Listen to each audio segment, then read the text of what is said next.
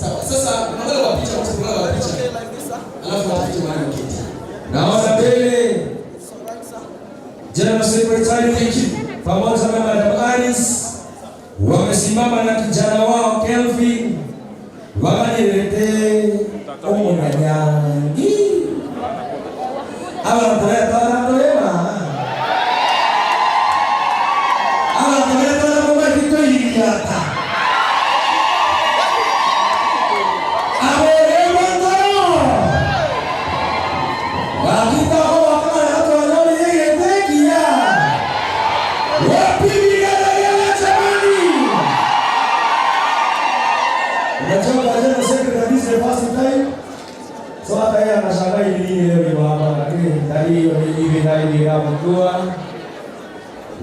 Leo nasema kesho ni mwongo. Papa hapo Mbubini, naomba tafadhali waelekezi wangu, baba wangu, nilete biharusi haraka na msaidie technician, msaidie yule msichana Mike atupe tangazo. Kuna habari njema ambayo atakayotuambia kuna nini kutoka pale nje. Wote nawakaribisha sana wazazi wote pande mbili kwa kazi njema mmefanya kuwalea watoto hawa ambayo wameleta tabasamu kwetu sote. Kanisa mmefanya kazi njema kuwalea watoto hawa spiritually. Leo hii wamefanya ndoa yao halali. Kwa shukuru na kuwapa pongezi kabisa. Our first couple ni Pastor Steve. Congratulations kwa kusimama na mtoto wako. Sijui tumefika wapi tafadhali. Tulio kwa mlango sijui inaendelea. Tumengoja sana. Amen. So DJ tuachilie ngoma ya msichana biharusi Sharon anapoingia. Wana mambo na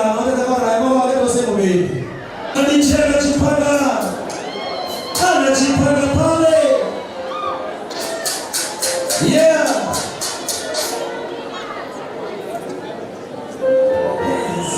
Oh yeah. Wasichana mliopanda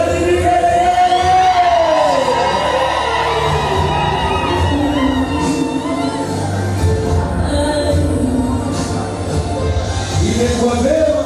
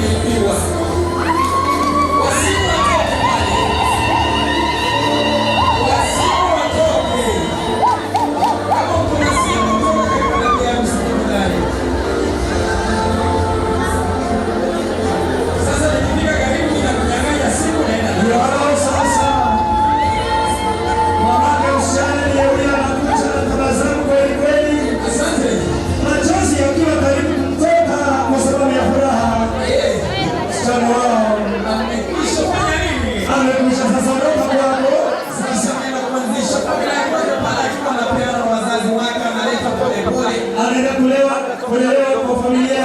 Sasa wana ambao wamekaribia pia usipande usonge kama tafadhali. Wana kamera. Wana watu kwenye simu zetu tusonge mbali. Sasa nataka tusonge mbali. Tusonge mbali, tusonge mbali simu zetu.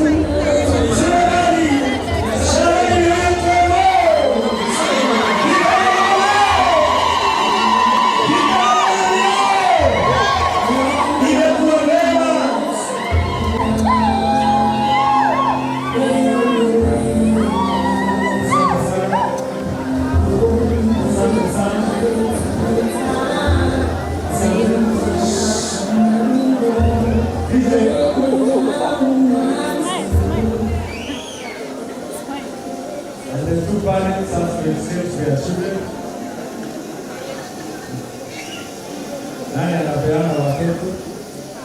Mzazi naweza kuunganisha vijana wenu. Parents.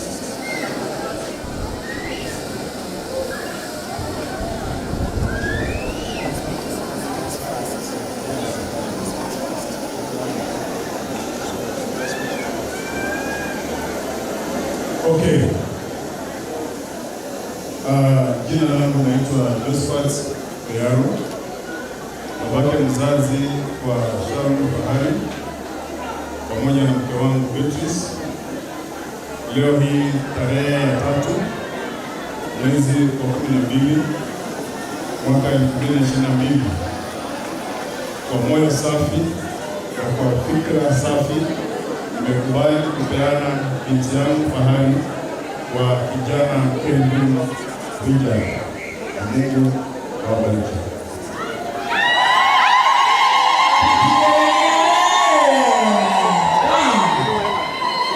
Sasa mshauri pale kwa familia nyingine kwa wanasaidiana vizuri. Sasa hapa wanataka pale. Wazazi pale kwa sasa ni pale. Lakini ya kama hili ya kwa. Thank you. Sasa imekamilika. Sasa kwa familia nyingine. Sasa kesho kwa Sharon. Kule tena pale kwa ile familia sasa. Mambo yote kwa shwari. Na wazazi wanasema kwamba sasa msichana akiwa katika ile familia Mungu aweze. Haya DJ, tuachilie mambo kidogo. Waambie kwa harusi na biharusi wanapoenda kuketi. Na wote sasa kuketi.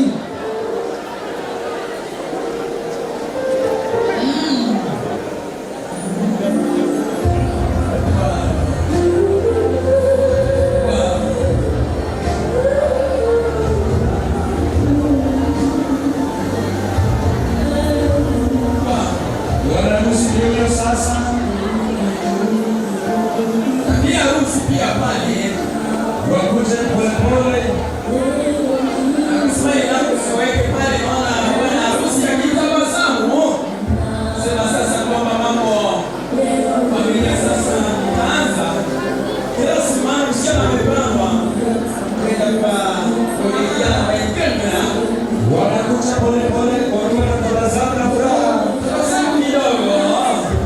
Shauri yake papa hapa basi kidogo Kevin. Kwa kamera kwa nasema kwa uweze kutabasamu. Kwa tuko live. Kwa mtandao wa YouTube tutafunika kama kuna TV. Kwa mtandao wa YouTube tuko live. Neti ni maridadi. Wengi wa kufanya harusi. Kwa sasa mambo yote yanakuwa. Yes. Bishop anapowasaidia kama baby uketi na babako pale na Sharon anatembea polepole aketi pale. Wanaelekezwa. Sharon yatafuta mahali ya kitu vizuri. Aelewa na pale mkono wangu wa kushoto. Baby naye anapoketi pale. Asante. Kufika hapa DJ kufika hapa sina budi nampisha hii kipaza sauti Askofu Daktari Kennedy Ogaro hatuchukue kwa hatua nyingine. Tutaonana baadaye. Mungu awabariki. Asanteni kwa kuwa pamoja nasi pamoja na mwenzangu. Mungu awatende mema. Karibuni. Asante. Amen.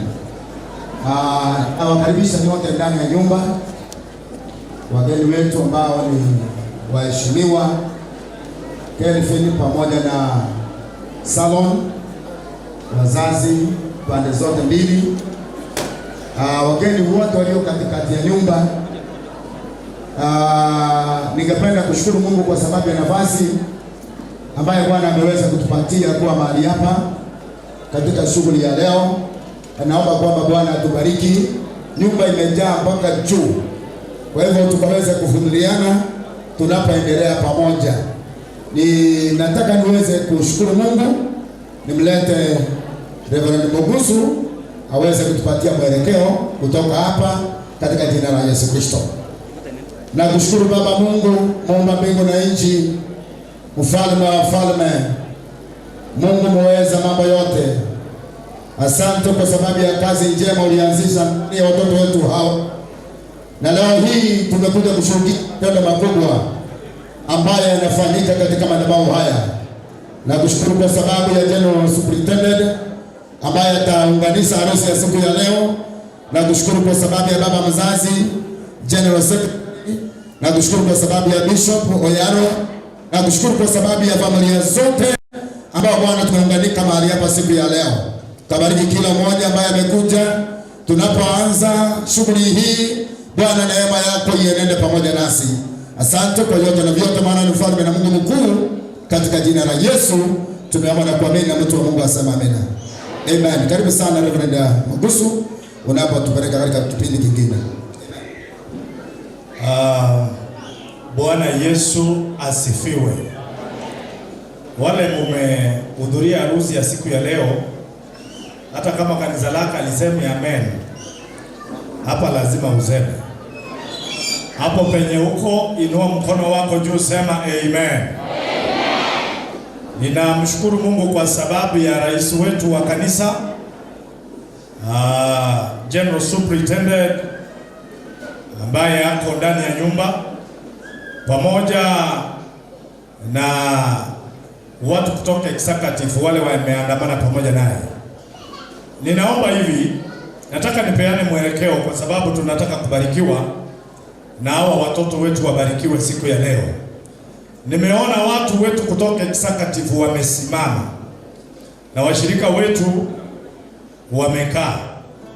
Kuna wasichana warembo sana hapa wanafanya afisi ya General Secretary wa hii pila. Si hawapati nafasi ya kukaa. Tafadhali we recognize your presence. Ndio hawa. Pastor, can you connect, simamisha watu wakae. Na Bwana atawabariki.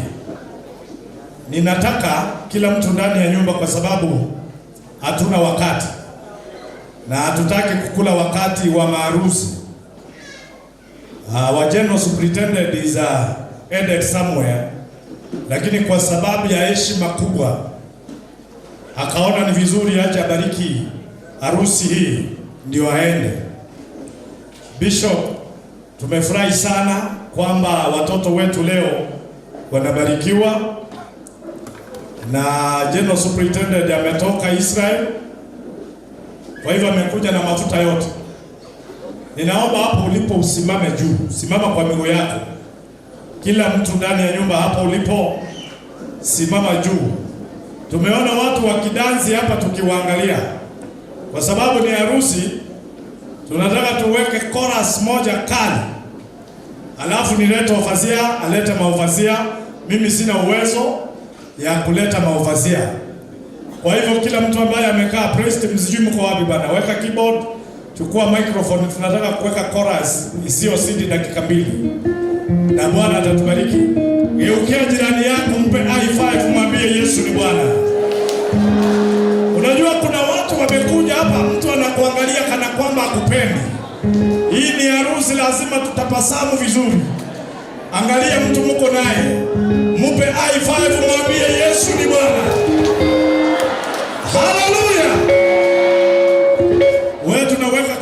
are not singing worship. Piga makofi yako kwa Mungu. Hakuna vigelegele. Hii maiko na kutoka juu. Wakala inama ya Yesu.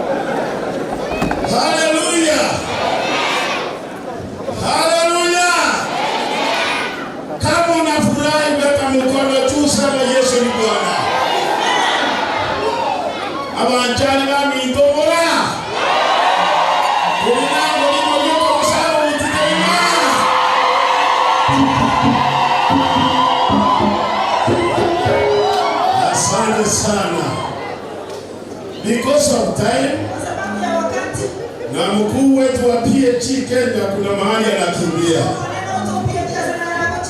Kwa hivyo ninashukuru sana kwa kuja kwenu. Tunaombea hawa watoto wabarikiwe kabisa siku ya leo. General Secretary, tunafurahi kwa sababu ulifanya vizuri kuleta harusi kwa wilaya ya Kisii.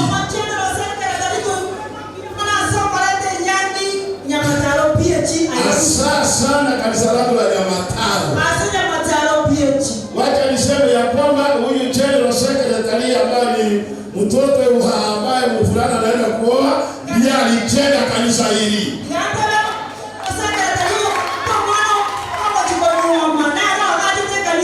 Mpigie makofi na wewe. Watu wa Nyamataro na Kisii tunakupenda. Kwa hiyo mzee wa PHC Kenya, tunashukuru sana kwa siku ya leo na kutukubalia kuja kuunganisha harusi hii. Naomba wachungaji wale ambao wako kwa mkutano wasimame. Any pastor from any denomination, simameni tu. Kimbia hapa tusipe picha upigwe picha. Kimbia haraka because of time. Hata kwa madhabahu tu. Hii ni watu wa madhabahu. Kimbia kwa madhabahu. Utoka kwa kanisa lolote. Bali wa marafiki wa mfulana msichana. Hata msasi wa bali wa msichana ni rafiki yangu kabisa. Walinisaidia kufungua makanisa huko Bonjani. Haya, nataka muonekane kabisa. Muonekane kabisa. Haya, sasa tupige picha sasa. Hamtaweza kuongea nini yote. Sasa usaweka mikono tu. Saluti. Asante. Wapige makofi. Mbarikiwe kabisa. Sasa wacha nilete overseers. Wachungaji wale ambao ni overseers. Overseers, kujeni hapa mbele. Na nini kujeni mbele? Tunaenda haraka kwa sababu mzee anataka kukimbia mahali. Mtu asema dawa nini ni wachache. Nini ni wachache kabisa. Nini mta jambo moja. Wale watu wasio msoto. Bwana Yesu asifiwe. Wale watoto wetu tulibeba kama baraka. Kanisa kuwa pamoja hapa. Baraka na amani iambatane pamoja naye. Kwa wetu wa dini, tumefurahi kuwa pamoja nasi. Mungu akubariki. Kwa majina ni Reverend Joshua Kijana, wasia wa Msocho. Barikiwa. Bwana Yesu asifiwe. Tufurahi Bwana asifiwe. Mimi ni Bishop Irundo kutoka Ugembo. Tena kutoka Ugembo PHC Church. Watu wa Ugembo ndio tuko na huyu kijana. Tena sekretari na mama ni wa Kristo wangu. Mimi ndio nachukua. Kwa hivyo kuniangalia vizuri kwa sababu nani msichana. Asante. Yesu asifiwe. Tunashukuru kwa sababu ya siku ya leo. Mimi naitwa Abraham kutoka Kenyere. So wageni wetu wa heshima tunawapongeza. Tunaombea amani ya Bwana ikae pamoja nasi. Tena Superintendent feel most welcome. Karibu sana. God bless you. General Secretary, God bless you. Amen. And the family. Thank you. Amen. General Superintendent, General Secretary, wazazi pande zote. Bwana Yesu asifiwe. Ninaitwa Reverend Zimuni Nimetoka Aldai kule Nandi. Tumefika hapa kwa sababu tunawapenda. Nasema pongezi sana kwa maharusi. Nasema apataye mke apata kitu chema. Kitu chema kilipe vizuri. Mungu awabariki sana. Bwana Yesu asifiwe. Amen. Kanisa Bwana asifiwe. Harusi inakuwa na shangwe na vigelegele. Hebu tusikie. Thank you for coming. May God bless you so much. Mimi ni Ovasia Orangi kutoka Kenya. Tunafurahi, Mungu awabariki sana. Our general superintendent, pastors within. Praise the Lord. Amen. Reverend John Oise kutoka Nchiki PhD district. Na sisi kufurahi kwa sababu general secretary wetu amepanda ngazi. Ataitwa kolera. Najua hajazoea lakini atazoea. Bwana Yesu asifiwe. Amen. Mimi wacha niwasalimie. Bwana Yesu asifiwe. Amina. Mimi ni Ovasia wa Kisii. Tena chairman hao pisa ubaguzi yote. Bwana Yesu asifiwe. Amen. Mambo ya serikali mimi ni chairman wa Peacemaker Kisii. Nakaa na DC. Kwa hiyo asante sana. Sasa wakati huu wacha niheshimu licho na Ovasia wa kanisa la Full Gospel.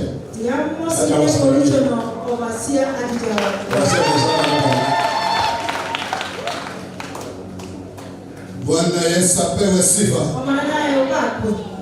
Kwa majina mimi ni Stefano Anyona Siamo Ovasia Aligena.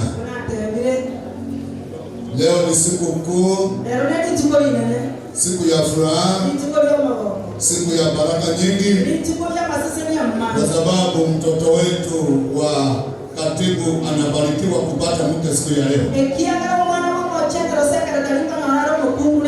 Hata nafurahi kwa sababu mkuu wetu yuko pamoja nasi hapa. Anaenda kuunganisha harusi hii ya siku ya leo. Na Mungu akubariki zaidi. Haya, huyo amechelewa kidogo. Bwana Yesu asifiwe. Mimi ni mchungaji Richard Obati Matara kutoka wilaya ya Nyegesa district. Nasema kwa maharusi wote kwetu wabariki. Na Mungu atende majambo siku ya leo. Barikiwa. Asante watumishi wa Mungu, karibu. Basi Bwana Yesu asifiwe. Amen. Asifiwe tena. Amen. Mimi ni Bishop Maina Roberts. Nimetoka district ya Manga katika kanisa la Full Gospel Churches of Kenya. Asanteni sana. Amen. Amina. Na wote ni tukio. Ndio mbele ya Yesu ya Mungu. Kwa sababu ya harusi ya vijana wetu siku ya leo. Aseme nchini ya wana wetu leo. Ndio kwa tabia wa sawa na kubanje. Ndio ndio kwa basi. Na tabia Moses ni. Bwana asifiwe. Hebu ninulie bendera ya Bwana. Bwana asifiwe. Abantu bari cyane akiri museke tekiyake. Akiri. Abantu bari cyane amana n'abakwe.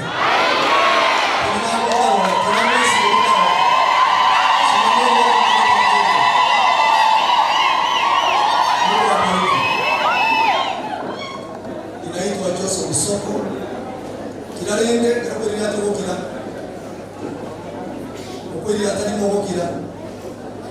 Majina naitwa Joseph Soko. Nimetoka Suneka, ndio nyumbani. Tunafanya kazi pamoja na Bishop Oyaro. Ninashukuru sana kwa sababu ya watoto wetu. Na sana msichana ambaye ndiye tumemleta. Mwenata katika tembi ya mono. Na sawa stenie wakore tatu milioni na mamu mina mangana maya. Kwa sababu kwetu kulime mwana mkoje wewe mwenye na mrembo. Ya Mungu awabariki. Amen. Bwana Yesu asifiwe. Mama Muraka ambaye nimepewa na kanisa la PAG Kenya kuongoza wilaya ya Kisii na Gusii. Sasa hivi nataka kumleta ambaye ni msasi wa vijana lakini yeye wajia ni General Secretary PAG Kenya ambaye ni daktari Reverend Richard Obuogi. Sasa anakuja kama secretary wa PAG Kenya. Obiana ngoni. Atulete mkubwa. Wow, thank you. Bishop wetu Mugita, overseer wetu wa Kisii, and askofu pastor wetu wa Kisii, wakazi nzuri. Asebere mimia. Sitapoteza wakati sababu muda ni mfupi kabisa. Hivyo sasa chinga kitiyara chinga mono. Nashukuru kabisa kwa nabii mwana walimwe simwachi na sisi chumbi ya Bwana sana. Lakini niruhusu overseer wangu chairman kidogo nifunje protocol. Kwa chairman ni achele nsanye au robelio. Nimlete Bishop Oyaro. Mwaleta Bishop Oyaro.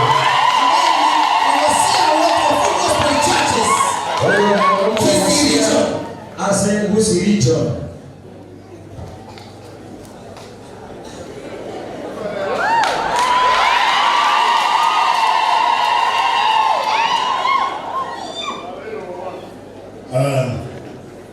General Superintendent wa kanisa la Pentecostal Assemblies of God Kenya. Askofu wa kanisa letu la PAG Kenya. General Secretary wa kanisa la BAG Kenya. Katibu wa kanisa la PAG Kenya. At the same time ni kolera yangu. Ningependa kuwashukuru. Gari timu wake ananiambia. Kuwakaribisha wote katika harusi ya mtoto wangu. Na kwa wale mwenye sasa ndio mwanaone. Sasa si mtoto wangu mmoja bali watoto wangu wawili. Wanakaribiana wale wawili. Napenda sijui kama nitapata nafasi tena wakati mwingine. Dimanyeti ninyore bana ndinde na ndi ngachete. Lakini nikipata ni vizuri. Kulende kindani wale na ndi pia. Kupata itakuwa vibaya. Kindani wale ndio Mungu. Mungu awabariki. Asante sisi. Tunapohudhuria sherehe hii muhimu ya wakati wa maisha ya mtu. Baba asome wewega asomonto kwa magomonto. Lakini ninaomba tu jambo moja secretary. Wale nasalingana limo omonyali ya kwamba Shalom anakuwa ya tatu. Shalom na watu chipwais.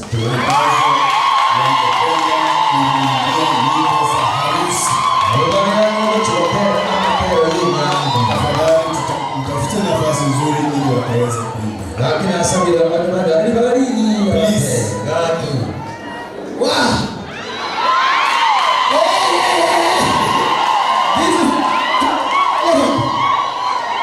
It is not easy. Rahisi. Praise the Lord. Bwana Yesu asifiwe. Neema.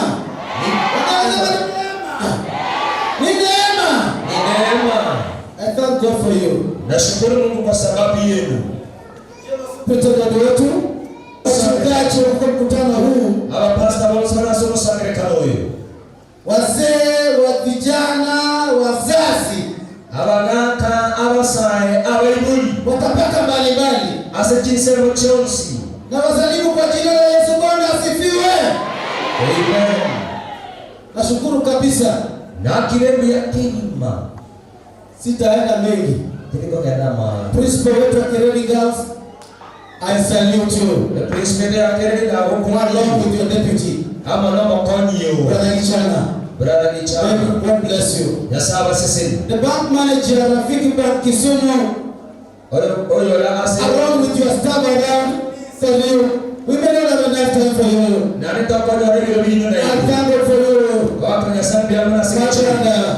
Mungurumi. God bless you. Yasai ago sisini. We are a team that has come all the way from Nyangori. Na ile abantobale barule ku Nyangori. Mission headquarters. Rualia se kanisa yiteye kile. Stop please. Tukimbia haraka tutakuwa tunaharibu maneno. Rualia toka nembele. Kuja tu the secretariat only. Secretariat please kuja haraka. Tusikuja wote wala secretariat tu. Sijaona Edward mahali. Alikuwa mahali pale. Na itakuwa vizuri hawa wadada wawili. Thank you. General Superintendent, General Secretary, na wageni wengine wote, na wasalimu katika jina la Yesu. Bwana Yesu asifiwe. Amen. Praise God. Kwa majina naitwa Mrs. Simuli from Nyang'ori, ofisi ya General Secretary. Nashukuru Mungu maana our dad General Secretary amepata bonus. Na hivyo Mungu aibariki hiyo jamii, neema na kibali cha Mungu kiwaongoze. Mungu awabariki sana. Amen. Bwana Yesu asifiwe.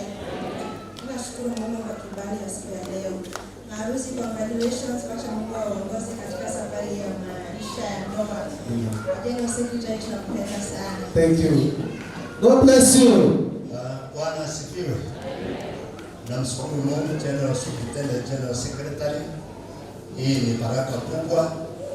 Hao watoto wetu ambao juzi walikuwa vijana leo wamebadili mwendo kwa watu wasima. Tunawaambia karibu kwa kikundi cha watu wasima, ni cha baraka sana. Mungu awabariki tena, watende mema kwa China. Naitwa Reverend Peter Sumoini, Missions Director PHE, kanisa letu la PHE Kenya. Asante. Thank you very much. Baba Askofu, wazazi na harusi wa pande zote mbili, maharusi, wageni wote, Bwana Yesu asifiwe. Amen. Mimi naitwa Mchungaji Fanuel, Mission Station Chapel. Mungu abariki harusi siku ya leo. Thank you, Reverend Muse Bamuyoma. Asante. Kiongozi wetu wa kanisa la PHE Kenya, General Secretary, wageni wote waalikwa, na wasalimu kwa jina la Jambo. Amen. Shukuru naitwa Edward Mwale Kayanga, ya General Superintendent. Ndugu yetu, karibu katika chama. Karibu katika chama. Thank you very much. Nimetambua hao because they are very key. Natambua uwepo wa kanisa letu la Nyamataro. Are you around Nyamataro PHE Church? Nisikie kelele ya Huruma PHE Kisumu. Huruma mko wapi? Huruma wako wapi?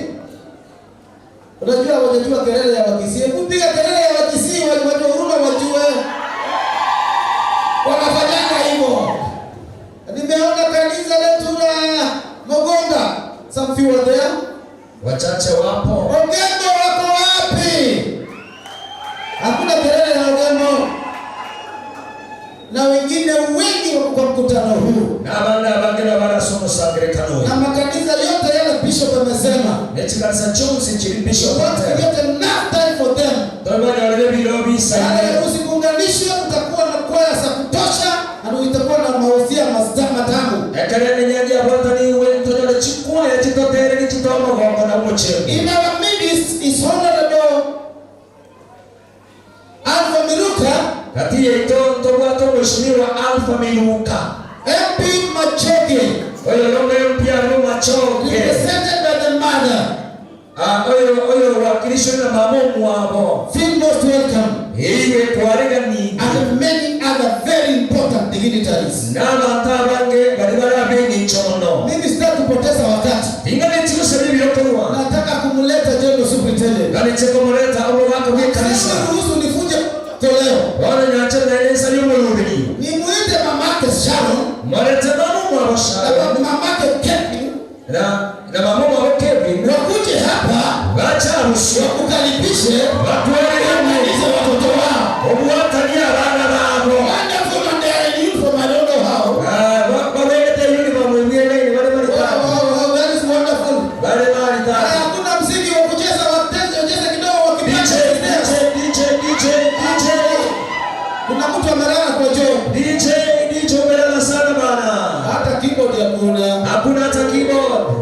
Wow. Haya mama Sharon pole kupanda. Haya ndio hiyo. Inaacha pamoja na pole.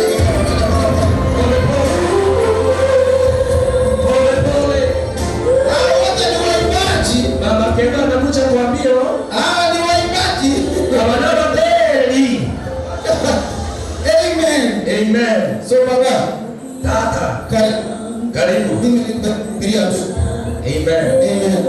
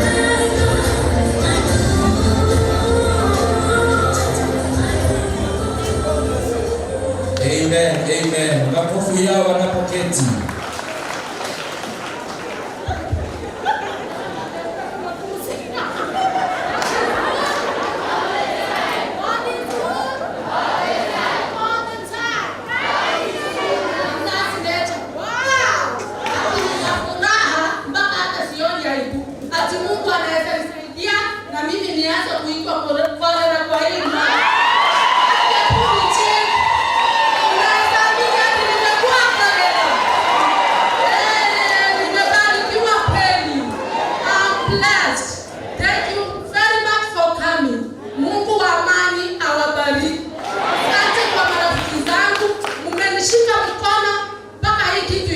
Mungu awabariki sana.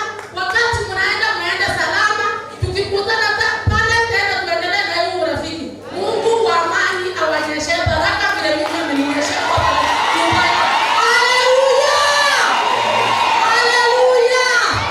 Niko na furaha sana moyoni mwangu kuona watoto wangu na ninyi nyote barikiwe sana.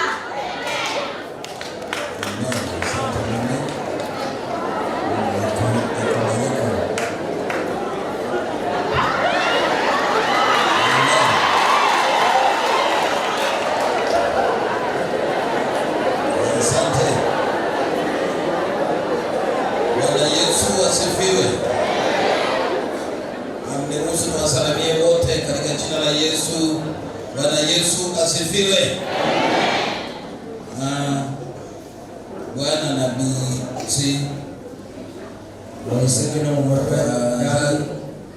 wazazi pande zote mbili, akiwemo General Secretary wetu pamoja na wasio wetu kutoka Full Gospel, jamii ya wachungaji na wengine wote, tusalamiane katika jina la Yesu. Bwana Yesu asifiwe. Nataka nishukuru Mungu kabisa kwa sababu ya siku ya leo. Sio siku ya kawaida, ni siku ya kipekee ambayo tumetunukiwa na Mwenyezi Mungu kukaa chini ya ukumbi huu ili tuwaunganishe watoto wetu. Na kabla ya kuwaunganisha niseme ya kwamba General Secretary, asante sana ndugu yangu kwa heshima hii kubwa ambayo umenitunukia. Kwa sababu kama ungenitunukia heshima hii na jamii yako singalikuwa mahali hapa. Kristo awabariki, awatende mema. Kwa wale wanijui, naitwa mchungaji Leander Patrick, mchungaji mdogo kabisa, mtumishi katika kanisa la PAG Kenya. Naomba kubaki mdogo, Yesu wetu ainuliwe. Kwa sababu leo ni siku ya harusi, nimeruhusu nifanye yale ambayo nimeleta mahali hapa, na Kristo tubariki. Mtu wa mitambo nisaidie vizuri kabisa tafadhali. Harusi ni jambo la serikali na la dini. Kwa kuwa ni la serikali, yapaswa amri za nchi juu ya harusi zifuatwe kwa utaratibu. Lazima tangazo la ndoa litangazwe kwa kawaida na hati ya ndoa iandikwe vizuri. Kwa kuwa ni jambo la dini, harusi wa chini ya amri za neno la Mungu na yafaa ifanywe kwa heshima. Haifai jambo lolote ambalo limekatazwa na mafundisho ya neno la Mungu likubaliwe katika harusi. Sote tuseme amen. Tufunike macho yetu tuombe. Baba wetu na Mungu wetu, umeinuliwa juu ya miungu wote, hakuna Mungu kama wewe. Nakupenda siku ya leo kwa sababu ulitupenda mara ya kwanza. Tulipokuwa wakosaji, ulimwachilia Yesu Kristo akafa msalabani kwa ajili ya dhambi zetu. Asante Bwana kwa sababu ya msamaha wa dhambi. Ndio sababu tuko chini ya ukumbi huu ili kuunganisha watoto wetu. Na nataka nikushukuru Bwana kwa sababu ya maharusi hawa. Umekuwa pamoja na wao katika safari hii. Na siku ya leo Bwana, tunapounganisha kirasmi ndani ya kanisa hili, natangaza baraka za mbingu juu ya maisha yao katika jina la Yesu Kristo. Kuanzia hivi sasa katika maisha yao Bwana, unawainua kiwango kingine, unawatenda mema na jina la Bwana linabarikiwa. Bwana, asante kwa sababu ya neno lako bado linaenda kutuongoza katika harusi hii. Ninaomba kwamba neno hili libariki sote ambao tunaenda kulisikiliza, na upewe sifa na utukuzwe kwa Kristo Yesu tunaomba na kuamini. Amen. Tunasoma neno la Mungu kutoka Injili jinsi ilivyoandikwa na Yohana Mtakatifu, mlango wake wa pili kuanzia mstari wa kwanza. John chapter 2 verse 1 onwards. Neno la Mungu lasema hivi: na siku ya tatu palikuwa na harusi huko Kana, mji wa Galilaya, naye mama yake Yesu alikuwapo. Yesu naye alikuwa amealikwa harusini pamoja na wanafunzi wake. Hata divai ilipowatindikia, mamaye Yesu akamwambia, hawana divai. Yesu akamwambia, mama, tuna nini mimi nawe? Saa yangu haijawadia. Mamaye akawaambia watumishi, lolote atakalowaambia fanyeni. Basi kulikuweko huko mabalasi 6 ya mawe, nayo yamewekwa huko kwa desturi ya Wayahudi ya kutawala, kila mmoja lapata kadiri ya zio 2-3. Yesu akawaambia, jalizeni mabalasi maji, nao wakayajaliza hata juu. Akawaambia, sasa tekeni, mkampelekee mkuu wa meza. Wakapeleka. Naye mkuu wa meza alipoyaonja yale maji yaliyopata kuwa divai, wala asijue ilikotoka, lakini watumishi walijua, wale walioteka yale maji. Yule mkuu wa meza alimwita bwana harusi, akamwambia, kila mtu kwanza huandaa divai iliyo njema, hata watu wakiisha kunywa sana ndipo huleta iliyo dhaifu. Wewe umeiweka divai iliyo njema hata sasa. Mwanzo huo wa ishara Yesu aliufanya huko Kana ya Galilaya, akaudhihirishia utukufu wake, nao wanafunzi wake wakamwamini. Neno la Bwana libarikiwe. Niruhusu nisome tena kutoka Waefeso mlango wa 5 mstari wake wa 22. Enyi wake watiini waume zenu kama kumtii Bwana wetu, kwa maana mume ni kichwa cha mkewe, kama Kristo naye ni kichwa cha kanisa, naye ni mwokozi wa mwili. Lakini kama vile kanisa limtivyo Kristo, vivyo hivyo wake nao watii waume zao katika kila jambo.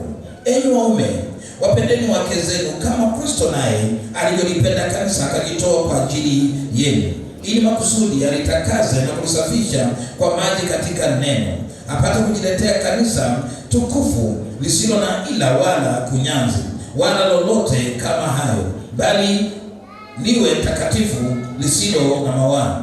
Vivyo hivyo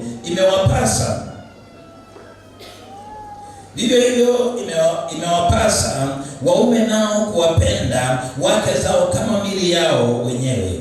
Ampendaye mkewe hujipenda mwenyewe, maana hakuna mtu anayeuchukia mwili wake popote, bali huulisha na kuutunza, kama Kristo naye alivyolitendea kanisa, kwa kuwa tu viungo vya mwili wake. Kwa sababu hiyo mtu atamwacha baba yake na mama yake, ataambatana na mkewe, nao watakuwa mwili, na hao wawili watakuwa mwili mmoja. Sote tuseme amen. Bwana Yesu asifiwe.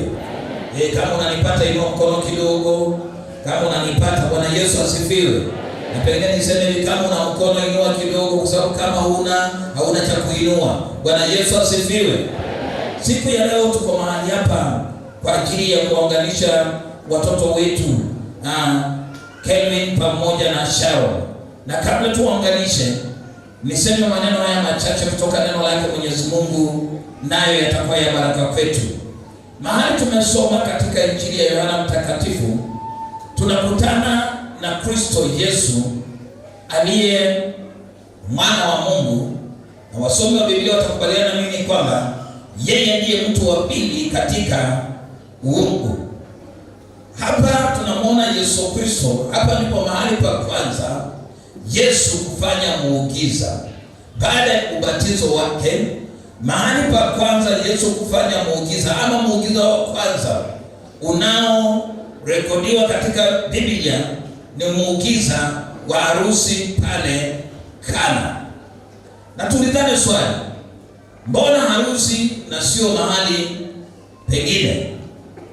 In fact, muujiza huu ambao Yesu alitenda katika Galilaya ya Kana, wasomi wa Biblia watakubaliana na mimi, wakiangalia na macho ya kidani, hauonyeshi mambo ya kiroho ndani yake.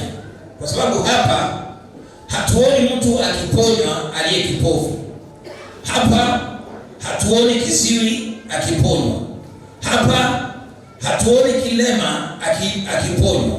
Lakini hapa tunaona muujiza ambapo maji yanabadilika na kufanywa divai. Kutoka mahali hapo kuna vitu vichache ambavyo ningependa kuzungumzia na Kristo wetu atatubariki pamoja. Huu ni muujiza wa kwanza Yesu aliyofanya. Nataka kusema kwamba harusi, watu wawili wanapounganishwa pamoja, ni muujiza mkuu kabisa kuleta watu wawili tofauti wakuja wakae pamoja na waitwe mtu mmoja. Hii inawezekana tu Yesu akiwa ndani. Watu wawili wanapoona na kuletwa pamoja ni muujiza ambao Mungu amefanya. Ni muujiza siku ya leo Mungu kumuunganisha Kevin pamoja na Sharon ili wawe mwili mmoja. Hii inawezekana kwake Mwenyezi Mungu peke yake. Na kama na Mungu kuunganisha hao watu wawili na kuwafanya wawe mmoja, harusi ama nyumba yoyote, ndoa yoyote itakuwa na amani, ndoa yoyote itasimama kama wana ambao wameoana watamsikiliza Yesu Kristo, watasikiliza yale Yesu anasema. Mama yake Yesu Kristo akawaambia kwamba lolote atakalowaambia mlifanye. Hajawaambia waulize maswali. Nataka nishauri kijana yangu Kelvin pamoja na Sharon, mkitaka ndoa yenu iwe ya amani, maisha yana changamoto, maisha yako na panda shuka zake, maisha yako na machungu yake, lakini mkitaka mshuhudie wema katika ndoa yenu, mkitaka mshuhudie baraka za Mungu katika ndoa yenu, sikilizeni yale Yesu anasema. Yesu akisema baraka huachiliwa. Mkimsikiliza Yesu Kristo hamtakuwa tena jinsi mlivyo katika jina la Yesu Kristo. Toka kwa madhabahu haya naomba ya kwamba nyumba ya Kevin pamoja na Sharon inaenda kuwa nyumba ya kumsikiliza Yesu Kristo. Nyumba ambayo Yesu anasikizwa ni nyumba ya baraka. Ni nyumba inayoenda katika sheria zake Mwenyezi Mungu. Natangaza toka kwa madhabahu haya, nyumba hii isikilize Yesu Kristo na baraka za Mungu zitatulia juu ya nyumba hii. Bwana Yesu asifiwe. Nikasoma tena mahala pale haraka nikapata ufunuo.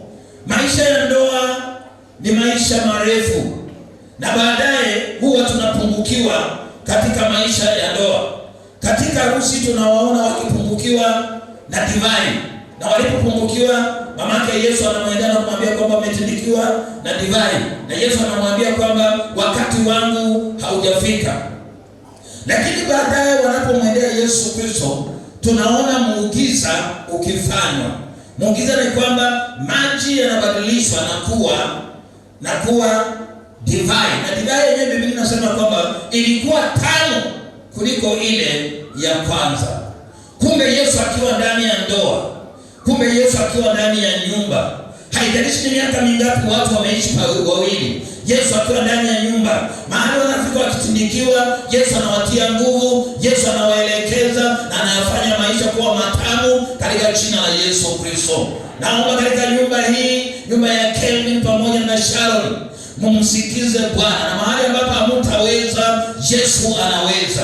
Mahali taonekana mmepungukiwa, Yesu anaweza. Mahali taonekana mko chini, mkimsikiliza Yesu Kristo, Yesu atawainua. Bwana Yesu asifiwe.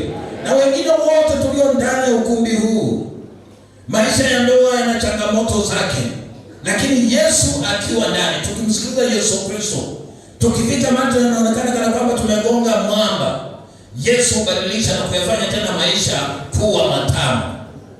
Ungependa maisha yako kuwa matamu, ni Yesu peke yake. Ungependa ndoa yako iwe na utamu, ni Yesu peke yake. Ungetaka kushuhudia mazuri katika ndoa yako, Yesu peke yake anatosha. Bwana Yesu asifiwe. Nikimalizia kwa haraka maneno ya Mtume Paulo kwa kanisa la Efeso. Paulo anazungumzia hapa kuhusu mume na mke. Nishauri hawa wawili Kelvin pamoja na Sharon. Mungu wetu awasaidie kabisa. Tunaishi nyakati zilizo ngumu katika historia ya ulimwengu. Nyakati ambazo mambo yanayofanyika sio mambo ya kawaida. Lakini pamoja na Kristo Yesu, yote yanawezekana. Nataka nitoe ushauri hapa kulingana na maneno ya Mtume Paulo. Mtu yeyote akijua sehemu yake katika ndoa inakanika. But the moment mtu anakosa kujua sehemu yake katika ndoa, tunakuwa na ajali katika ndoa hii. Bible is very clear. The husband hapa katika mahali tumesoma katika Waefeso, Paulo anasema mume ni kichwa cha nyumba. Full stop. Sitaki kuongeza mengine kwa sababu wasomi Marko na wako na maneno yao, watazungumzia kuhusu equality. Sitaki kuongeza. Nataka nichukue tu Biblia jinsi ilivyo. Hivyo tu, mume ni kichwa cha nini? Cha nyumba. Wakati Paulo anazungumzia kuhusu mume kwa kichwa cha nyumba, anasema nini Kelvin? Anasema kiongozi wa nyumba ni mwanamume. Ikiwa Mungu angetoa hukumu juu ya nyumba fulani, anaanza na bwana, sio bibi wala watoto. Mungu amekupa uwezo wa kuwa kichwa cha nyumba hii. Unaingia katika ndoa. Katika ndoa tena wewe uende kuwa kijana. Wewe unaenda kuwa bwana kuanzia siku ya leo. Utembee kama bwana, utende kama bwana, uwaze kama bwana, na Kristo atakubariki. Because sasa umekoma, umetoka katika utoto. Unaenda kuwa kichwa cha nyumba yako. That does not mean ya kwamba unaenda kunyanyasa bibi yako na kumkurutia chini. Listen to the Bible. Biblia inasema jinsi Kristo alivyo kichwa cha nini? Cha kanisa. Vivyo hivyo na mume awe kichwa cha nini? Cha mke wake. Vile Kristo alivyo kichwa cha kanisa. Listen to me closely, Kelvin, kwa sababu unaingia katika ndoa. Yesu ni kichwa cha kanisa. Yesu kama kichwa cha kanisa hagongagongi washiriki wa kanisa. Never. Washiriki wana makosa mengi. Sisi tuna upungufu mwingi, lakini Kristo bado anatupenda. Kelvin, today maybe utadanganyika. You are not marrying an angel. Unaoa mwanadamu aliye na dosari, aliye na upungufu wake. Lakini unataka katika ndoa hii ili faulu uchukue mfano wake Yesu Kristo. Jinsi anavyoliongoza kanisa, unastahili kuongoza vivyo hivyo nyumba yako, na Bwana atakubariki. Mbona mimi nataka kuomba. Huyu ni Mose. Huyu Mose ama ni nani? Joseph. Kaa chini bana. Please. Please. Mimi naongea na Kelvin, ama mtoke hapo mniachie peke yake. Bwana Yesu asifiwe. I was saying this, Kelvin. Jinsi Kristo anavyoliongoza kanisa, mume hivyo hivyo amuongoze nani? Mke wake na nyumba yake kwa uvumilivu. Yesu anavumiliana pamoja nasi. And that's why I was saying you are not marrying an angel today. Usidanganyike. Haujamjua Sharon, ndio unataka kwenda kwa nyumba, utaanza kumjua pole. Uvumiliane na yeye na Kristo atakubariki. Jambo la pili, mahali pale tena tuliposoma, Paulo anapomwambia anaposema kwamba mume ni kichwa cha kanisa, anasema kwamba huyu mume ampende mke wake. In fact, hili neno linatumika vibaya kwa sababu wanawake wameweka kwa midomo zao. Wao ni wa kusema I love you. Hapana. Hili neno wanawake. Hili neno ni watu gani? Wanaume. Wanaume ndio kupenda. Na wanawake msikie kabisa. Kwa sababu mmefanya makosa mengi. Kazi yenu sio kupenda. Kuna mtu wa kufanya nini? Wa kupenda, anaitwa nani? Mume. Listen to me, Kelvin. Biblia inasema hivi, mwanamume na ampende mkewe jinsi Kristo alivyolipenda nini? Kanisa. The question is, Yesu alipendaje kanisa? Upendo wa Yesu Kristo ulimsukuma mpaka Kalvari. Unapata vizuri? Yesu anasaidia sasa kufanya uinjilisti mahali hapo. Upendo wa Yesu Kristo ulisukuma Kristo mpaka Kalvari. By the way, Kristo hakukufa kwa ajili ya watu wazuri. Kristo alikufia watu wabaya. Kristo alifia watenda dhambi. Kristo alifia watu waliopungukiwa, lakini upendo ulimsukuma pale Kalvari. The same way the Bible is saying, penda mke wako jinsi Kristo alivyolipenda nini? Kanisa. Nasema hivi, utapata dosari ndani ya yule mwanadada. Mpende jinsi Kristo alivyokupenda. Mpende jinsi Kristo alivyotupenda na sisi, na Kristo wetu atatubariki. Kelvin, niongeze neno lingine ndio niwaunganisha haraka, naona nawapotezea sana. Neno lingine ni kwamba kama nakupenda mke wako jinsi Kristo alivyolipenda nini? Kanisa. Photoman, toka hapo. Kuna mtu mimi nina address. Please. Nikisimama hapa mimi huwa mtu mbaya sana. Toka hapo na hiyo kitu yako kuja huko. Yeah, sasa umefanya vizuri. Bwana Yesu asifiwe. Kelvin, kando na kumpenda mke wako jinsi Kristo alivyolipenda nini? Kanisa, upendo wako kamsukuma mpaka kifo. I don't know, wanaume wangapi kwa nyumba hii wanaweza kufa kwa ajili ya wake zao? Hiyo wanaume watajibu ukiwa kule nje. Sababu kuna wengine ataamua afadhali hata mke akufe nitaoa mwingine. Hiyo mtajibu mkiwa nje. Kwa sababu hatufanyi hiyo hapa sasa. Lakini Kristo anasema, neno linasema jinsi Kristo alivyolipenda kanisa, penda hiyo mke wako. Na ndani katika maandiko yale nikapata kwamba Paulo anasema kwamba mume kuwa kichwa cha nyumba na kumpenda mke wake, inatakikana tena huyu mume yeye ndiyo mchungaji wa nini? Wa nyumba yake. Kumbe mume ndiye atakana awe pastor wa nyumba. Listen to me. Na wanaume ambao mko ndani ya nyumba, pana wachao wanaume wengine kwa wachungaji wa nyumba zenu. Uwe pastor wa nini? Wa nyumba yako. Ujue kama mke wako anaokoka. Ujue kama watoto wanaokoka. Hiyo ndio kazi ya mume katika nini? Katika nyumba, na Kristo atakubariki. That means Kevin, uwe msomi mzuri wa Biblia, uongoze mke wako, na nina imani Mungu anaenda kuwabariki na watoto. Muwaongoze katika kicho cha Bwana na Kristo atawabariki. Lastly, Kevin, nyumba nyingi zimevunjika, hata nyumba za wasomi, hata nyumba za watu wasio wasomi, kwa sababu ya siri. And I've been talking to people. Na hata nikizungumza tu hapo utaona watu wako tuna makosa mengi. Kuna hii kitu, unaona hii kitu? Na watu bilingo uko nayo inaitwa nini? Simu hii. Ukiuliza tu hapo kwa hao watu ambao wamesoma, hata ambao wanaoa, ukiuliza ni nani kwa hii nyumba anajua pin number ya mke wake kama mume wake?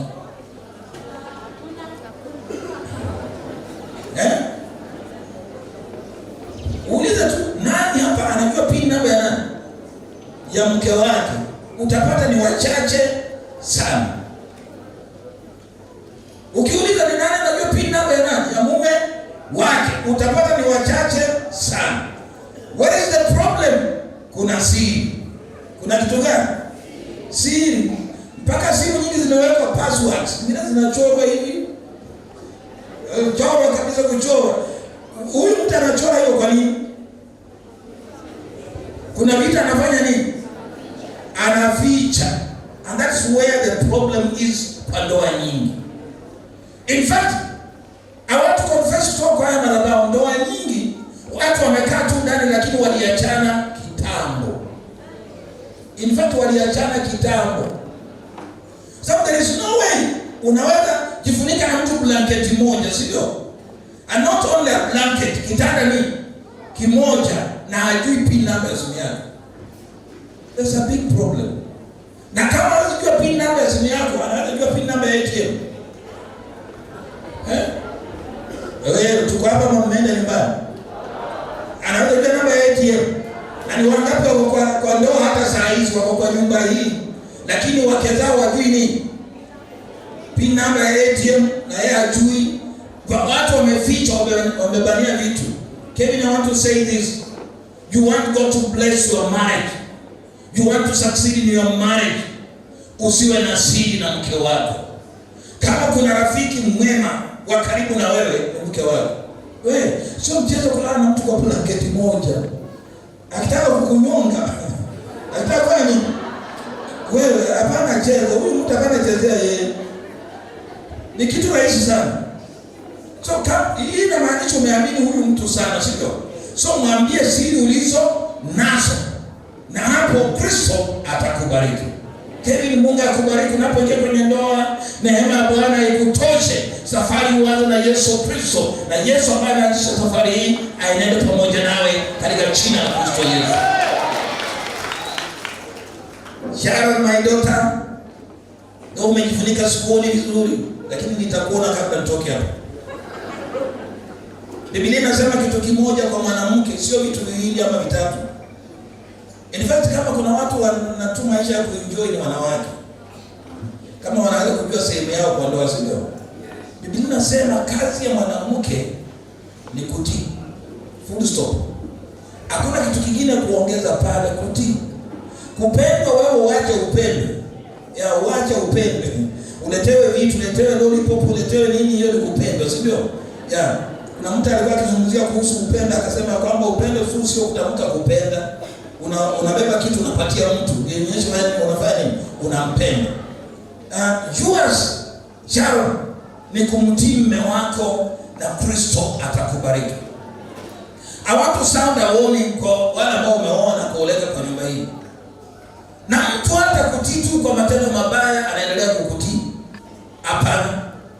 Ufanye tu maasi ili mtu akutii, hapana. This thing is a two-way traffic.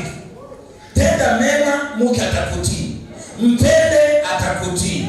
Mulinde vizuri, atakutii. Usimfiche kitu, atakutii. Na Kristo atakubariki. Unapatana vizuri? Yeah. Lakini unataka kuvurutia tu mtu chini akutii. That is why wasome wajitokeza na kusema ya iko. Au utaniambia kitu ya iko. But mahali ambapo upendo huko, submission inakuja tu yenyewe, hata ilazimishwi. I want to pray, ninyi tunapounganisha siku ya leo, Bwana awabariki. Bwana awatende mema. Mnapoingia kwenye ndoa, kila mtu ajue sehemu yake na Kristo atawabariki. I've been advising couples na mimi ninasema hivi. Please, Kelvin. Na ninarudia. You are not marrying an angel. Ndoa amekaa kama malaika. Kwa hiyo ni but the truth of the matter, she's not an angel. Watu wanaomjua Mungu vizuri kwenye ndoa, hauweki maneno na kuweka maneno wakati umekosewa. No. Ukiona problem kwa mke wako ama kwa mume wako, speak it out. Mwambie kwamba mimi hapa moyo wangu umekasirika. Hili tendo umetenda limenikwaza nini? Moyo. Na mke wako akikwambia hivyo, Kelvin, kusema tu sorry haitakunyang'anya wanaume. Because hiyo ni vitu vinatusumbua kwa nyumba hizi. Sababu mwanaume kusema tu sorry, hapana. Sharon, mke wako na mume wako naye akikwambia sorry, hiyo sio sababu ya kutoka nje na kuambia wengine mimi nimekalia huyu, mimi amekupa heshima, maisha yafanye nini? Yasonge mbele katika jina la Yesu Kristo. I'm saying whenever there is a problem, sit down na mzungumze. Nilikuwa nikifanya research yangu, nimefanya research ya kutosha kuhusu kwa nini waume na wake wanapigana usiku. I don't know kama sijajua, maana niko Kisii na sijui. Maeneo yale nimekaa ndani, vita za wanaume na wanawake sana zinafanyika nini? Usiku. Huko sijajua. Sijaelewa, but research inaonyesha vizuri sababu ya kupigana nini? Usiku. Mtu amebeba maneno, amenyamaza nayo. Let me say this. Na watoto mfunge masikio. Let me say this, sio? Kuna room moja kwa nyumba zetu inaitwa nini? Bedroom. Bedroom sio mahali pa vita. Bedroom sio mahali pa kupanga mipango. Na mtu asikudanganye mkiwa kwa kitanda na kwambia nitakufanyia hivi na wewe hiyo ni uongo. Mambo yapangiwa wapi? Kwa sitting room. Ikiwezekana notebook iwe mahali pale, tunaandika Yesu akipenda tutafanya hivi, Yesu akipenda tutafanya hivi, Yesu akipenda tutafanya hivi. But when it comes to bedroom, iko na masharti yake. Unanipata vizuri? I'm saying problems zipeleka mpaka wapi? Kwa bedroom. Tukiwa tumekosana mchana, tumalize maneno yetu pale bedroom, ndio tuende kufanya nini? Kulala na Kristo atatubariki. Mungu awabariki nyote. Na Mungu awatende mema. Hata wale ambao mlioa kitambo, Yesu peke yake anaweza kufanya hiyo ndoa yako ambayo maybe ina machungu saa hizi. Anaweza kuleta utamu ndani ya ndoa hiyo ukisikiza yale anasema katika jina la Kristo Yesu. Kwa hiyo ambayo inaonekana kana kwamba inataka kuvunjika, nataka kuitangazia baraka za Mungu. Ukisikiza neno la Mungu, fuata neno la Mungu na Yesu atakubariki. Bwana Yesu asifiwe. Na wale mko na siri mfanye nini? Mwache. Sasa wanaume kwa wanawake walioko ndani ya nyumba, mgeukie mtu aliye karibu na wewe, geukie ndani yako. Geuka tena, hiyo ni shida. Haya, msalimie kidogo. Msalimie, mwambie rafiki, Yesu anakupenda. Mwambie rafiki, unapendeza sana. Mwambie rafiki, hakuna kama wewe. Mwambie rafiki, ninakuomba uache siri. Amesikia? Yeah. Na Kristo wetu atubariki. Otherwise, Kevin and Sharon, may our good God bless you. Awatende mema katika jina la Yesu Kristo. Tufunike macho yetu. Ametenda maajabu na siwezi kueleza.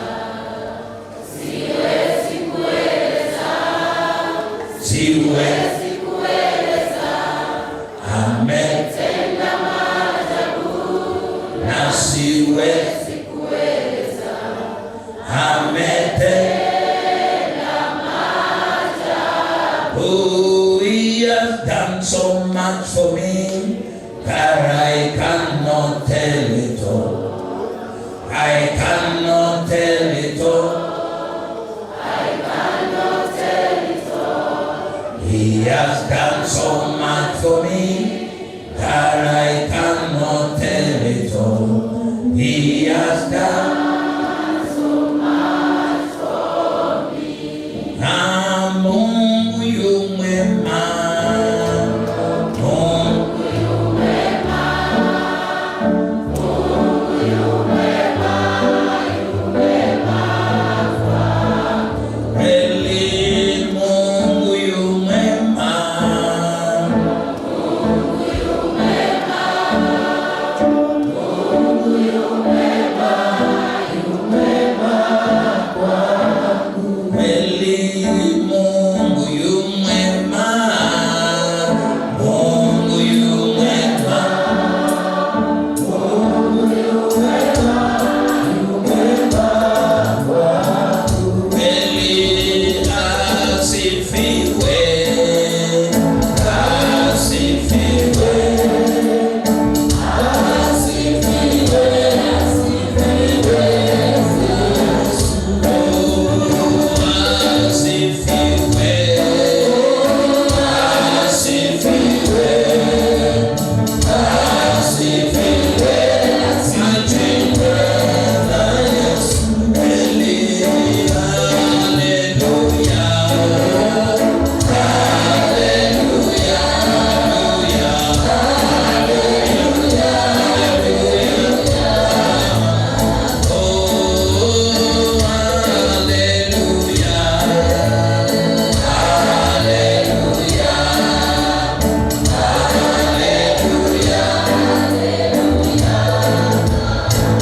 Baba wetu na Mungu wetu, tunakuja mikononi mwako na sifa kuu ndani ya mioyo zetu.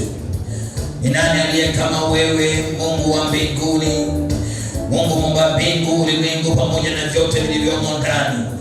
Tunashukuru Bwana kwa sababu hakuna aliye kama wewe. Matendo yako ni makuu, matendo yako yanatisha. Ndiposa tunashuhudia kwenye harusi ya Kana ukitenda muujiza. Jina lako litukuzwe kwa sababu wewe ni yule jana, leo hata na milele. Kwa neno hili Bwana, nabarikisha watoto wako mikononi mwako. Ninaombea kila mmoja aliye kwenye ukumbi huu katika jina la Kristo Yesu. Natangaza baraka za Bwana juu ya ndoa mbalimbali ndani ya nyumba hii.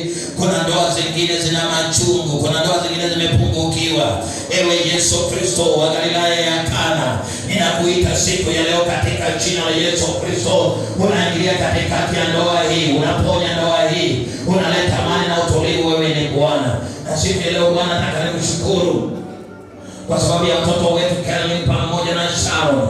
Tunapounganisha siku ya leo, naomba baraka za Bwana juu ya maisha yao, watende mema kwa sababu wewe ni Mwokozi. Jina lako litukuzwe na libarikiwe. Kwa Kristo Yesu tumeomba na kuamini. Amen, amen. Salamia mwenzako, mwambie Yesu anakupenda. Wapenzi wangu, tumekutana hapa mbele za Mwenyezi Mungu na mkutano huu ili tuunganishe mwanamume huyu. Na ningependa kupata mwanamume wa kuunganishwa tafadhali. Mwanamume, wazazi mletee mtoto wenu.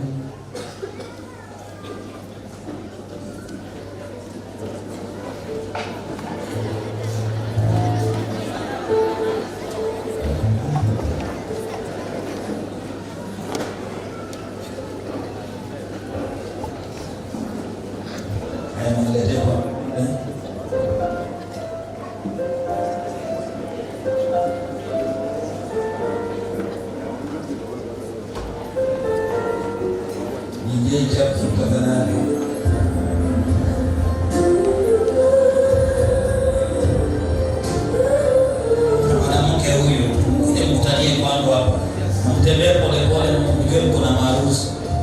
Sikilizeni mwache. Serikali wale kwa harusi, kwa harusi.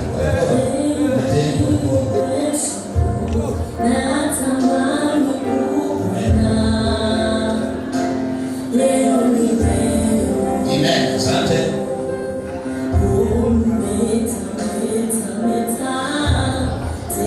Asante DJ tafadhali. Nataka sasa mbele ya mtamuona mbele yangu kama kuhani. Nipatie mtoto huyu kwanza. Barikiwa sana Kevin.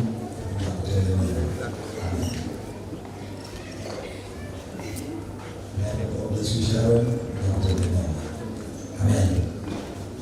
Nataka askofu na mama sasa tuchukue mtoto huyu mbele yangu, mweke kwa mkono hizi. Nini mshike huyu wenyu? Mtengeneze mkono vizuri, unataka kitu kizuri sasa. Kiasi mmoja ile ile. Okay hapo. Amen. Mwatangazia baraka, mtangazia watoto wenu baraka. Kwa sababu ni ninyi wa kubariki hao watoto katika jina la Kristo Yesu. Yes. Amen.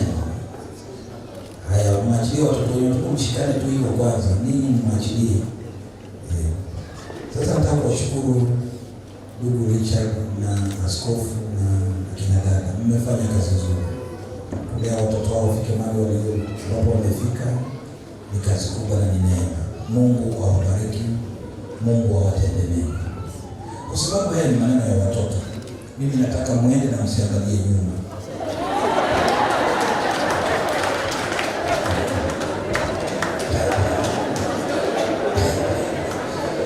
Asante.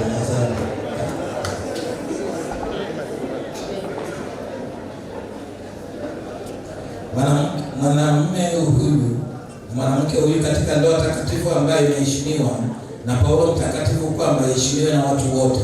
Kwa hiyo haifai mtu yeyote kuingia katika hali hiyo kwa karaka ama kwa kutokufikiri, bali kwa utaratibu na katika kumcha Mungu. Watu hao wawili wataka sasa kuingia katika hali hiyo takatifu.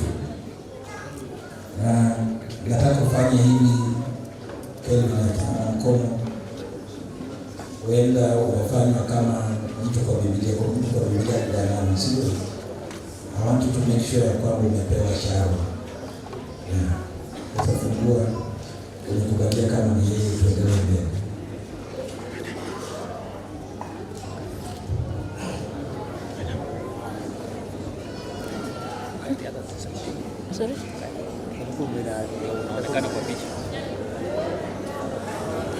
Harusi tunayo ama hatuna? Umeniambia mwenzako wache wivu. Hiyo.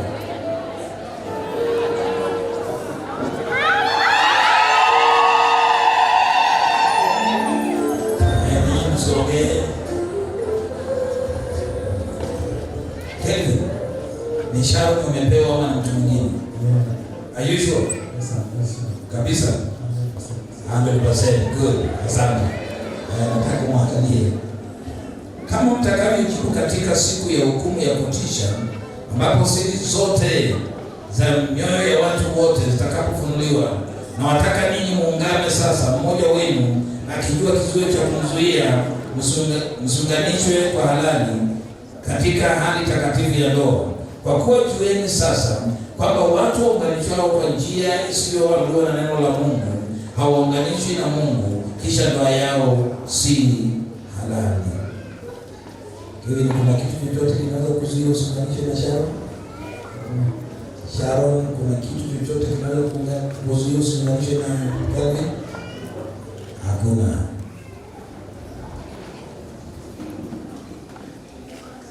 Kelvin, wapenda kuwa naye mwanamke huyu awe mke wako kwa kumwoa, mkae pamoja kama alivyoamriwa na Mwenyezi Mungu katika hali takatifu ya ndoa. Utampenda na kumheshimu, utamlinda na kumtunza katika ugonjwa na uzima, na wengine wote utawaepuka na kuwa na yeye peke yake siku zote mtakazoishi nyote wawili. Umekubali? Asante. Sharon, wapenda kuwa naye mwanamume huyu awe mume wako wa kukuoa, ili mkae pamoja kama ilivyoamriwa na Mwenyezi Mungu katika hali takatifu ya ndoa. Utamheshimu, utamtii na kumtunza katika ugonjwa na uzima, na wengine wote utawaepuka na kuwa na yeye peke yake siku zote mtakazoishi nyote wawili. Ndivyo.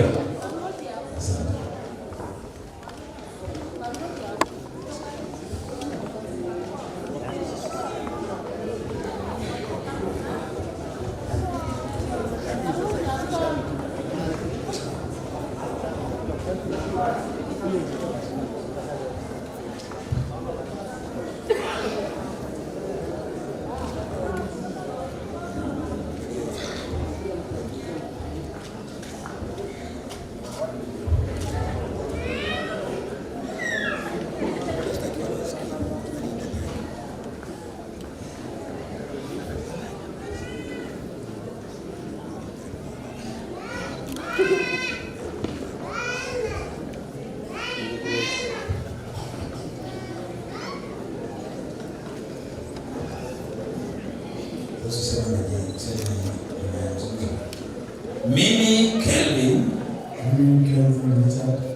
na kupokea wewe Sharon uwe mke wangu wa halali. Waambie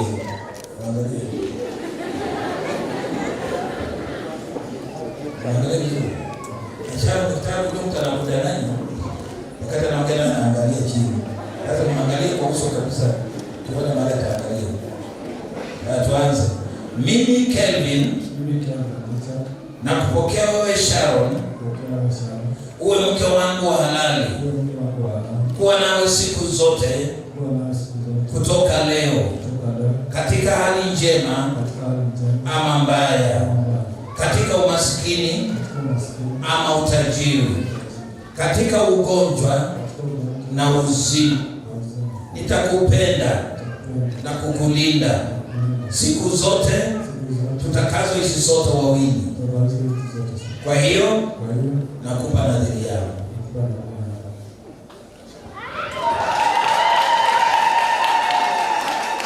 Sharon, ulisikiaje alipokuambia maneno hayo? Ndio kwa sauti. Umesikiaje? Mwambie vile umesikia. Address yeye sasa.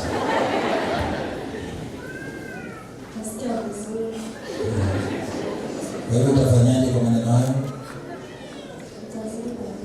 Utazidi kumpenda. Good. Watoto wangu ni waoga. Naangalia kwa uso. Mimi Sharon na kupokea wewe Kelvin uwe mume wangu wa kunioa, kuwa nawe siku zote kutoka leo, katika hali njema ama mbaya, katika umaskini ama utajiri, katika ugonjwa ama uzima.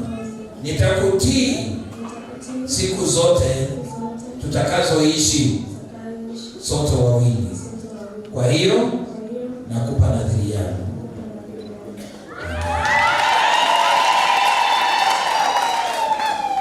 Heri, umesikia maneno yake? Kwa mitabu mtusaidie. Umesikia maneno ya Sharon? Yes, umesikia. Mwambie kitu. Amen, amen, amen, amen. Hiyo nadhiri iko wapi? Hiyo nadhiri iko wapi? Pete ziko wapi tafadhali?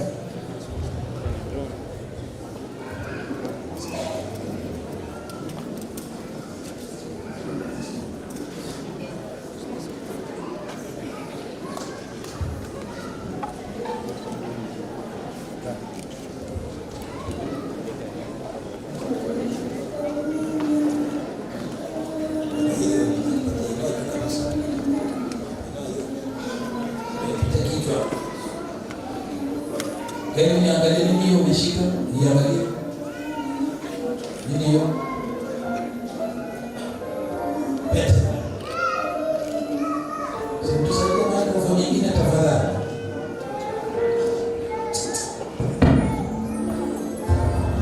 Ambia fundi wa mitambo waje hivi.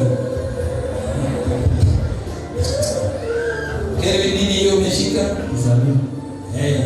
Hii ring imekaa ni shape gani?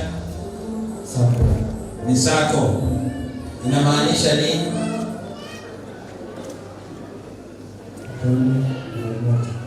Upendo usio na kikomo, sio? Inamaanisha utakuwa unazungukia wapi? Ongea na yeye. Hapa tu karibu kwa nani? Ni nani? Sharon, sio? Sasa nataka ufunge hiyo kimwambie utakuwa unazungukia tu hapa. Nilikusaidia kusema maneno lakini haya sikusaidii. Mwambie yale ungewahi mwambie siku nyingine. Ukifunga ukimwambia hapa utazungukia hapa. Twende kazi. Kwa umati wa watu mbele kwa kanisa, nichukue nafasi na ili nitakupenda, nitakulinda na nitakufuata, tutaishi kwa upendo na neema ya Mungu. Amen. Amen. Amen. Amen.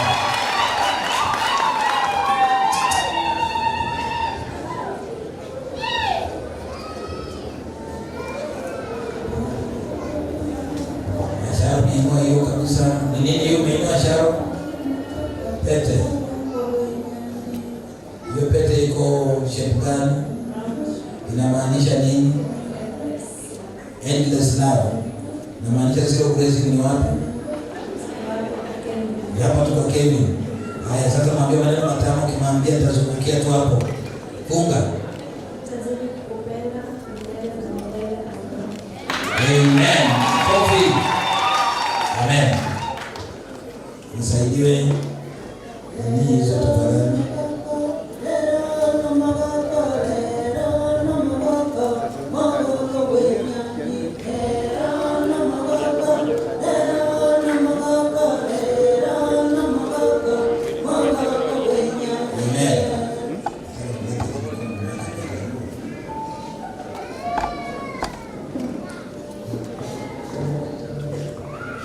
Na pete hii iwe ukumbusho siku zote kwa nadhiri hizo mlizozifanya siku ya leo, tena iwe alama ya upendo wenu ambao mnapendana. Kevin, unaona vizuri? Mwanamke sio mfanyakazi. Unasikia hivi? Biblia inasema Mungu akaumba nani wa kwanza? wanaume, si ndio? Mwanamke aliumbwa kufanya nini? Kusaidia. Sasa nani wa kubeba mizigo, ni mwanamke ama ni wewe? Mwanaume, si ndio? Sasa kwa hiyo beba mizigo yako pole pole, weka umepona, usaidie mpaka vile hapo chini. Haya, nataka kuwaita wazazi warudi tena, wazazi warudi tena katika jina la Kristo Yesu. Biblia inasema baraka za mtoto, ama huko Kisii inasema ziko na pasa. Inasema baraka za mtoto ziko na nani? Na mzazi. Sasa nataka wazazi wakuje hapa tena, mwende nyuma ya watoto wenu, exchange mikono hili na hili, na nataka mwaguze wote. Ndio nataka muombe. Mmoja anaweka mkono wako kwa kijana, mwingine kwa msichana, hivyo. Fanya hivyo. Ndio hivyo kabisa. Haya, wachungaji wakuja, wasiasi kujeni karibu. Kanisa lote lisimame juu katika jina la Yesu Kristo. Wasiasi wao wako ndani ya nyumba, kujeni tafadhali katika jina la Yesu Kristo. Tunatangaza baraka juu ya vijana hawa katika jina la Yesu Kristo. Wazazi, tamkeni baraka juu ya watoto wenu. Watamkeni ulinzi, watamkeni ufanisi, watamkeni afya nzuri, watamkeni mafanikio katika jina la Yesu Kristo. Watamkeni baraka za uzao katika jina la Yesu Kristo. Tamkeni ya kwamba wanalindwa pamoja na Mungu. Tamkeni ya kwamba Kristo anawaongoza. Tangazeni baraka juu ya maisha yao kutoka kwao na kuingia kwa baraka katika jina la Kristo Yesu. Tunawatangazia ushindi wa Bwana katika jina la Yesu Kristo, ya kwamba wamelindwa na Mwokozi katika jina la Yesu Kristo, ya kwamba chochote wanachoenda kukiguza kinabarikiwa na Mungu katika jina la Yesu Kristo. Kuna mafanikio makubwa juu ya nyumba hii katika jina la Yesu Kristo. Haleluya. Haleluya. Hallelujah. Lord, we bless you. We give you all the glory, mighty God. We surrender totally unto thee in the mighty name of Jesus Christ. Baba, tunakupenda siku ya leo, tunakupa sifa zote. Tunaushukuru kwa sababu ya vijana hawa, tunaushukuru kwa sababu ya Kelvin pamoja na Sharon. Siku ya leo Bwana umewaunganisha, wamekuwa mwili mmoja kuanzia sasa katika jina la Yesu Kristo. Basi Bwana, tunawachovya ndani ya damu ya Yesu Kristo, wako salama mikononi mwa Bwana, kutoka kwao na kuingia. Niko baraka katika jina la Yesu Kristo. Unabariki vijana hawa na uzao, unawabariki na mali, unawabariki na afya nzuri, unawabariki na wokovu katika jina la Yesu Kristo. Tunawazungukia na moto wa Roho. Nyumba hii imebarikiwa, nyumba hii imeinuliwa, nyumba hii imelindwa pamoja na Bwana katika jina la Yesu Kristo. Amani ya Bwana ni sehemu ya nyumba hii katika jina la Yesu Kristo. Thank you Lord. Baba, tunakupa sifa, tunakuinua Mwokozi, tunakutukuza Dadi. Ndugu yusi kubeba nini mbele yake. Amen.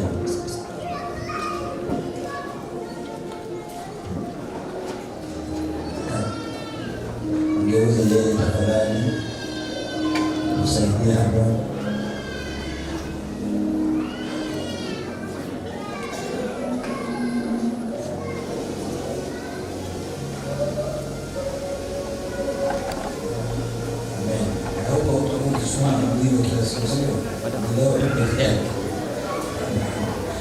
Asante.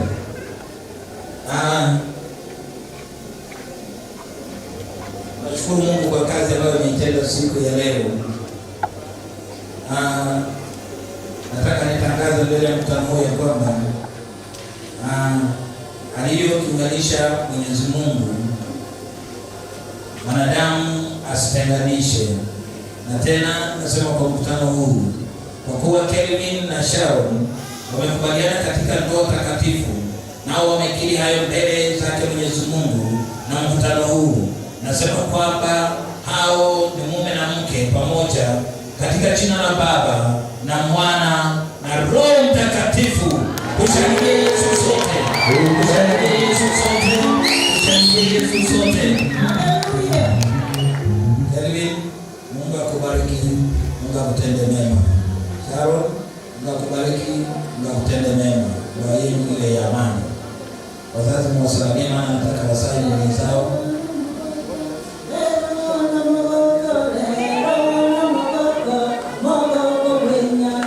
Era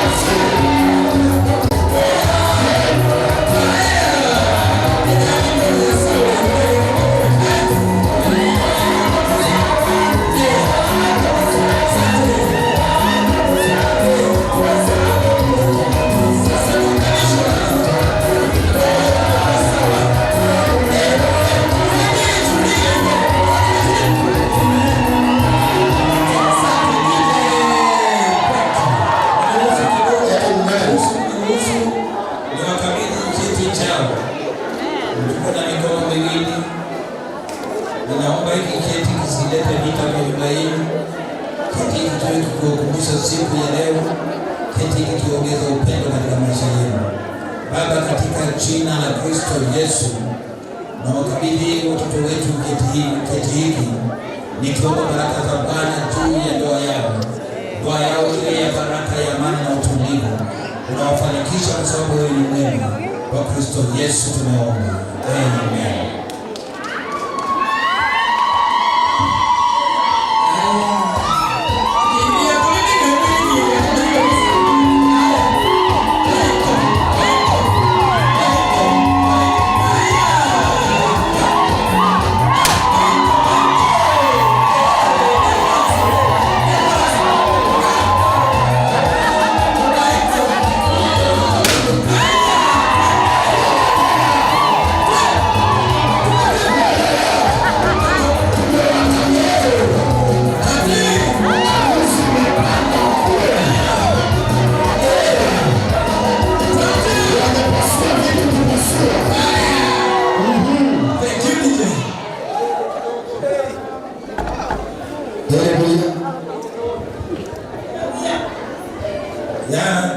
Nataka Sharon aweze kuweka cheti hiki mahali atakuwa akiweka vitu. Inaaminika Kirin mwanamke mwenye hekima, mwanamke anayemtii Mungu anajua kuweka mahali.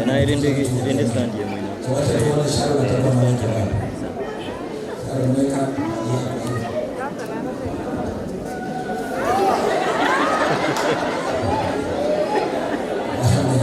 Sara wanyama ni bebe na kwa bibi.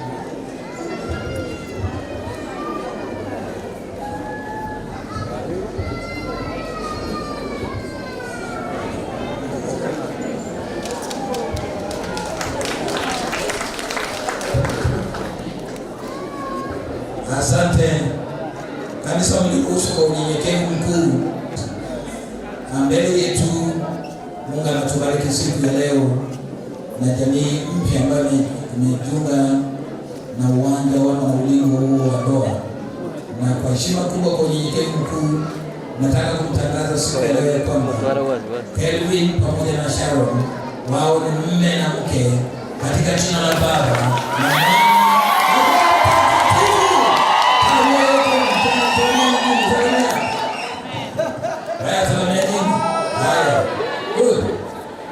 Asante. Kristo awabariki, Kristo awatende mema. Nataka nirudishe kipaza sauti, na kabla ya hapo na usikie hivi.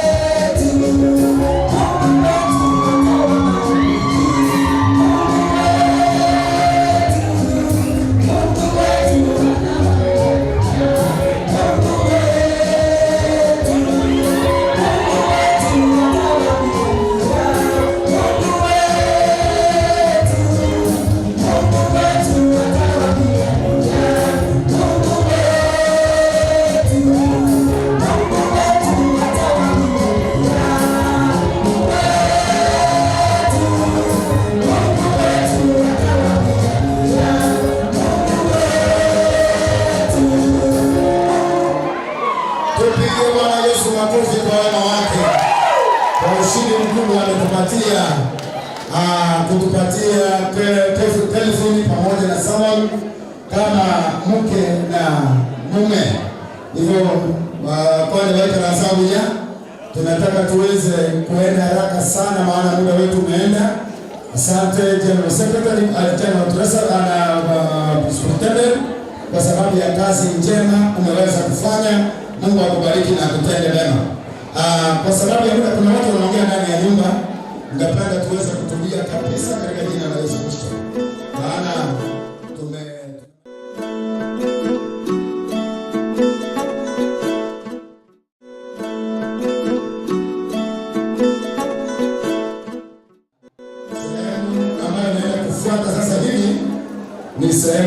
kukata keki. Kuna keki inakatwa hapa. Kuna keki inaenda kukatwa hapa. Hivyo nitaenda ninapoendelea kuangalia waje. Naona wanajipanga pale hivi. Ninapoendelea kuangalia waje, ninapenda nilete kanisa letu la Makarupeti kwaya waweze kuweka wimbo moja tunapongojea walete wale wa kukata keki waweze kuchukua nafasi. Amen. So nafasi hiyo kwa ufupi kabisa. Na matano kwa ya tafadhali. Wala wabariki sana wale wote mliozika.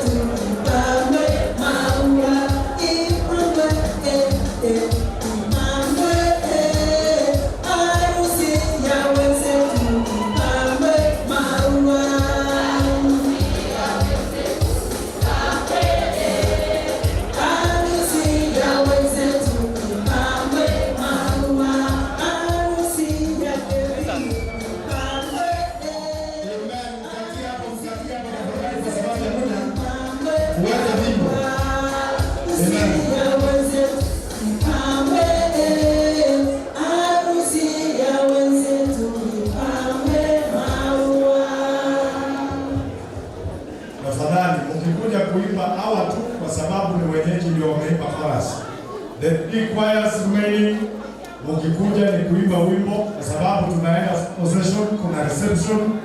Kwa hivyo hatutaki tumalize wakati. Weka wimbo basi.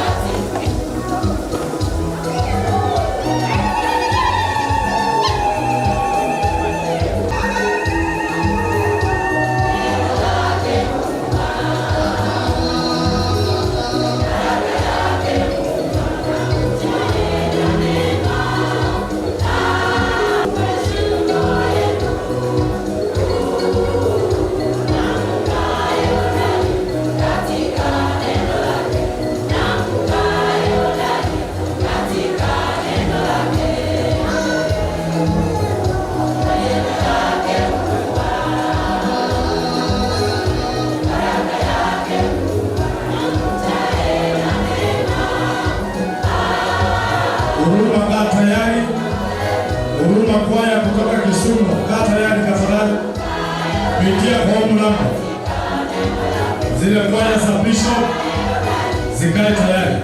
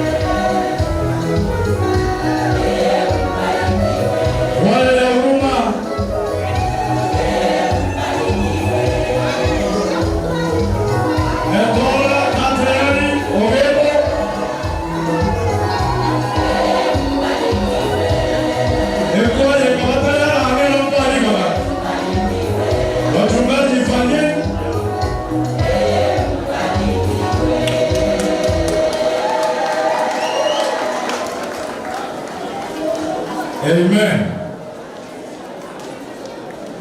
Kwaya gani iko tayari? Sema lazima zipe zote. So ile ikitoka ile ingine kwata, ile ingine kwata. Inua mikono yako tuwapigie makofi mazuri hapo ulipo. Amen. Bali mimi wa ile kwaya ya Ogembo ikae tayari, sababu hiyo ndio kwaya ya Aris, kwaya ya Huruma, kwaya ya Tora, ndio kwaya ya nyumbani. Na hizi kwaya tatu.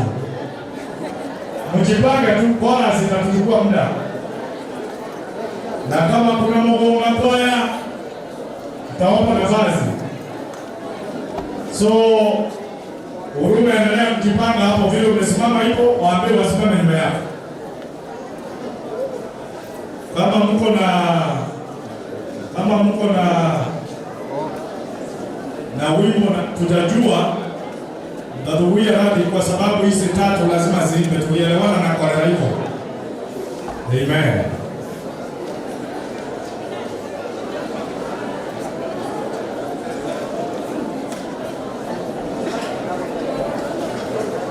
Naomba tutulie, tuko kanisani. Mwekea hao wimbo tafadhali. Saa hizi ni kubarikiwa na kubariki ndoa.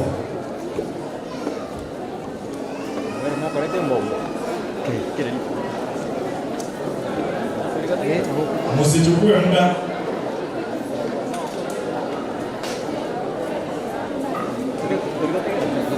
DJ, ngoja kumaliza muda tafadhali.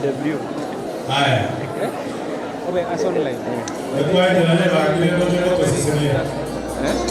Online radio inakuwa ya ito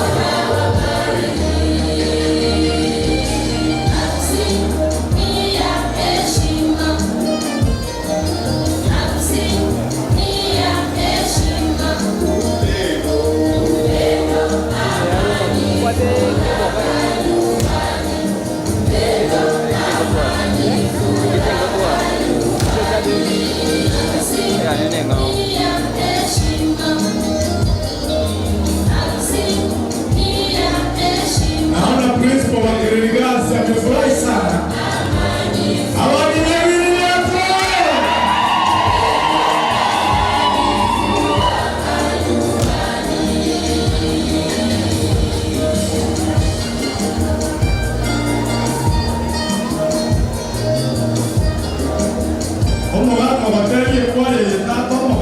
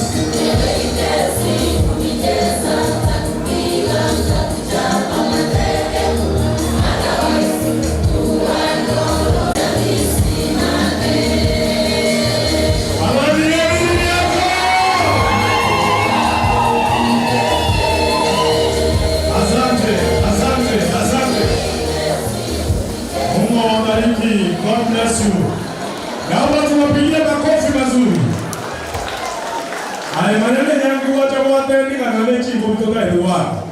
Aba bakari na toka Edward tunapigia makofi mazuri. Hiyo kwaya ya pili tafadhali. Hii ni huruma iko nyuma. Nataka mnaimba zile stanza mbili na chorus. Tunamalizia hapo.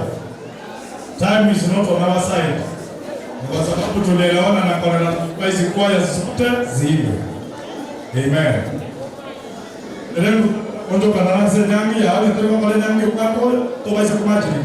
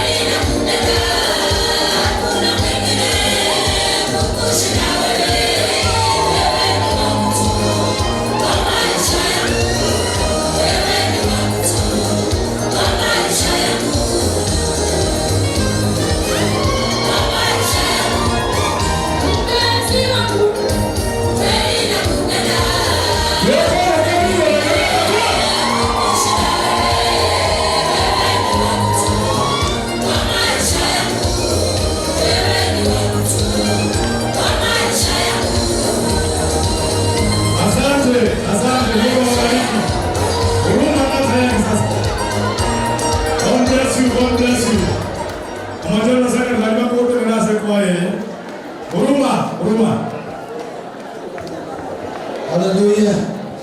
This is a new church plant in Kisumu. Yes. A new church plant in Kisumu. It is 1 year old. Na tumekuwa na baraka ya kinamagika ya kutosha. Tunataka tuimbe Kijaluo.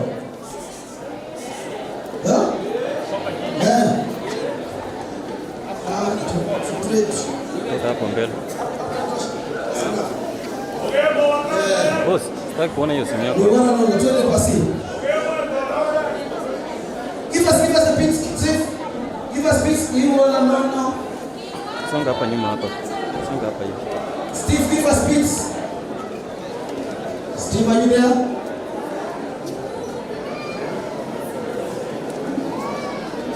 What is happening, Steve?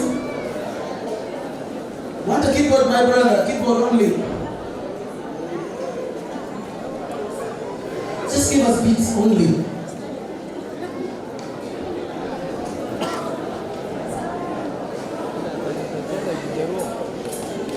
We wanna know.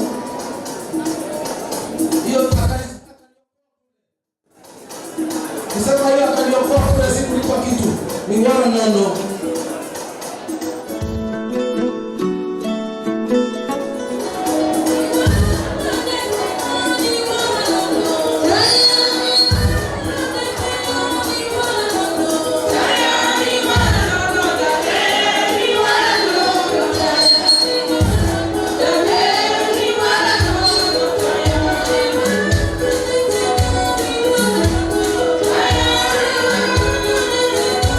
Thank you.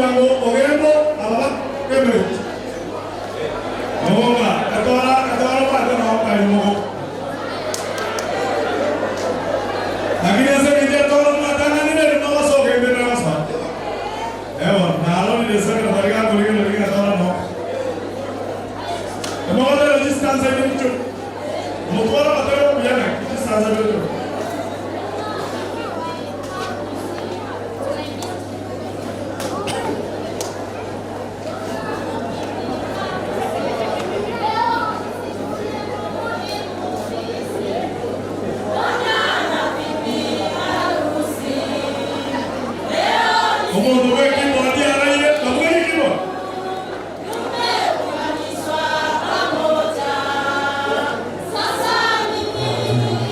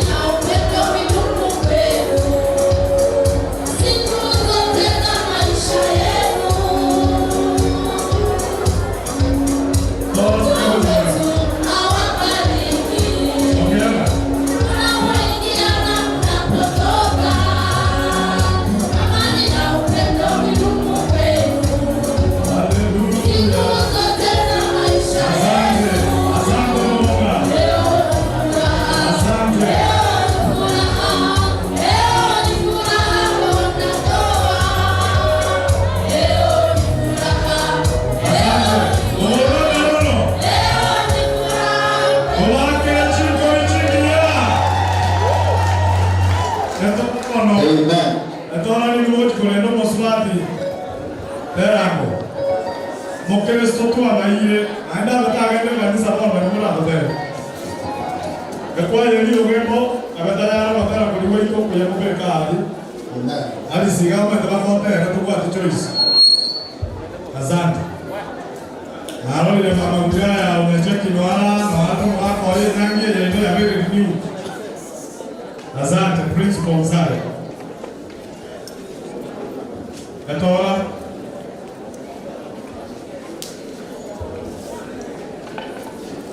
Mzare manye Etola Mzare. Tegro nani wako ni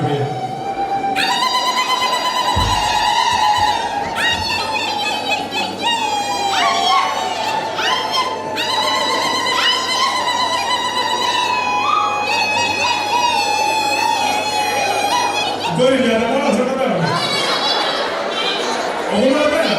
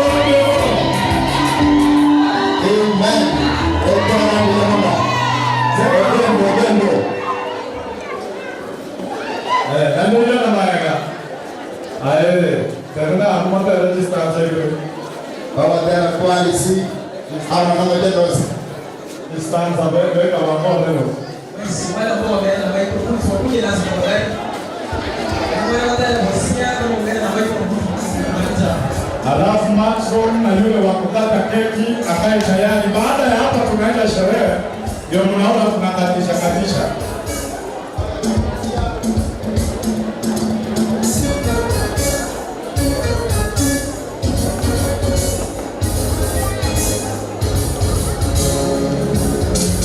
Mawaziri mtu tena mtu tunalala kwa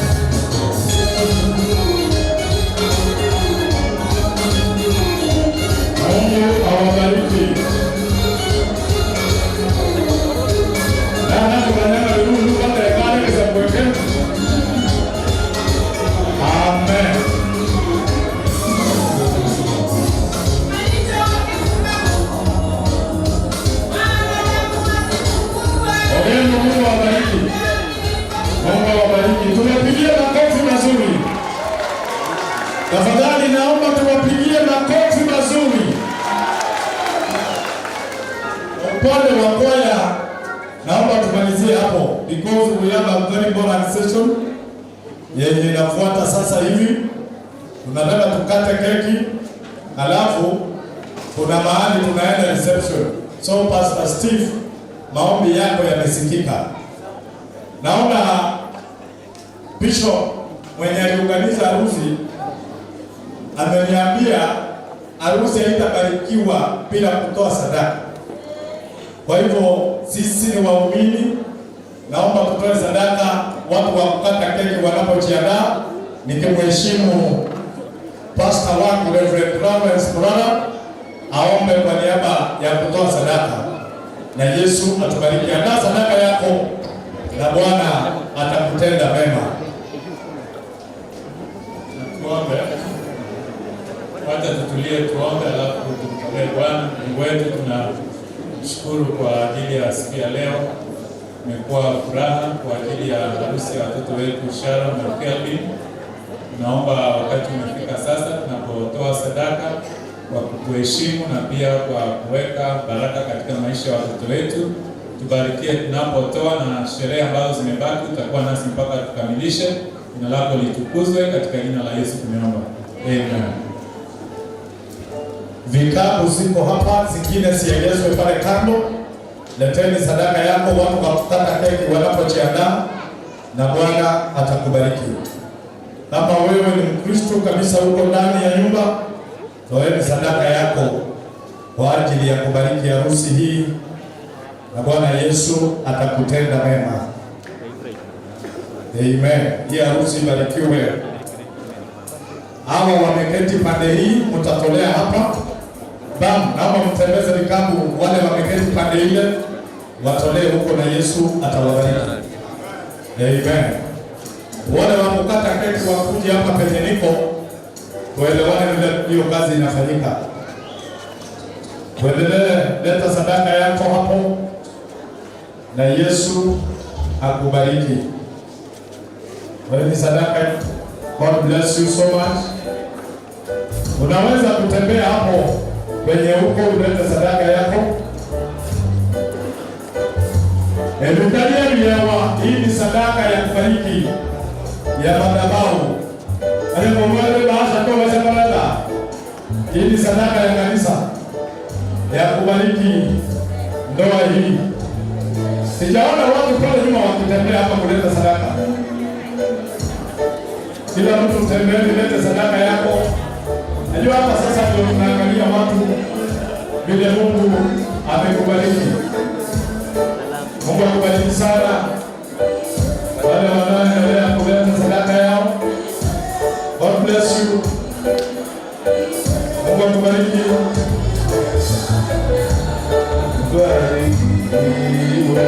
Endelea kuleta sadaka yako. Leta sadaka na Bwana atakubariki. Mungu akubariki. God bless you.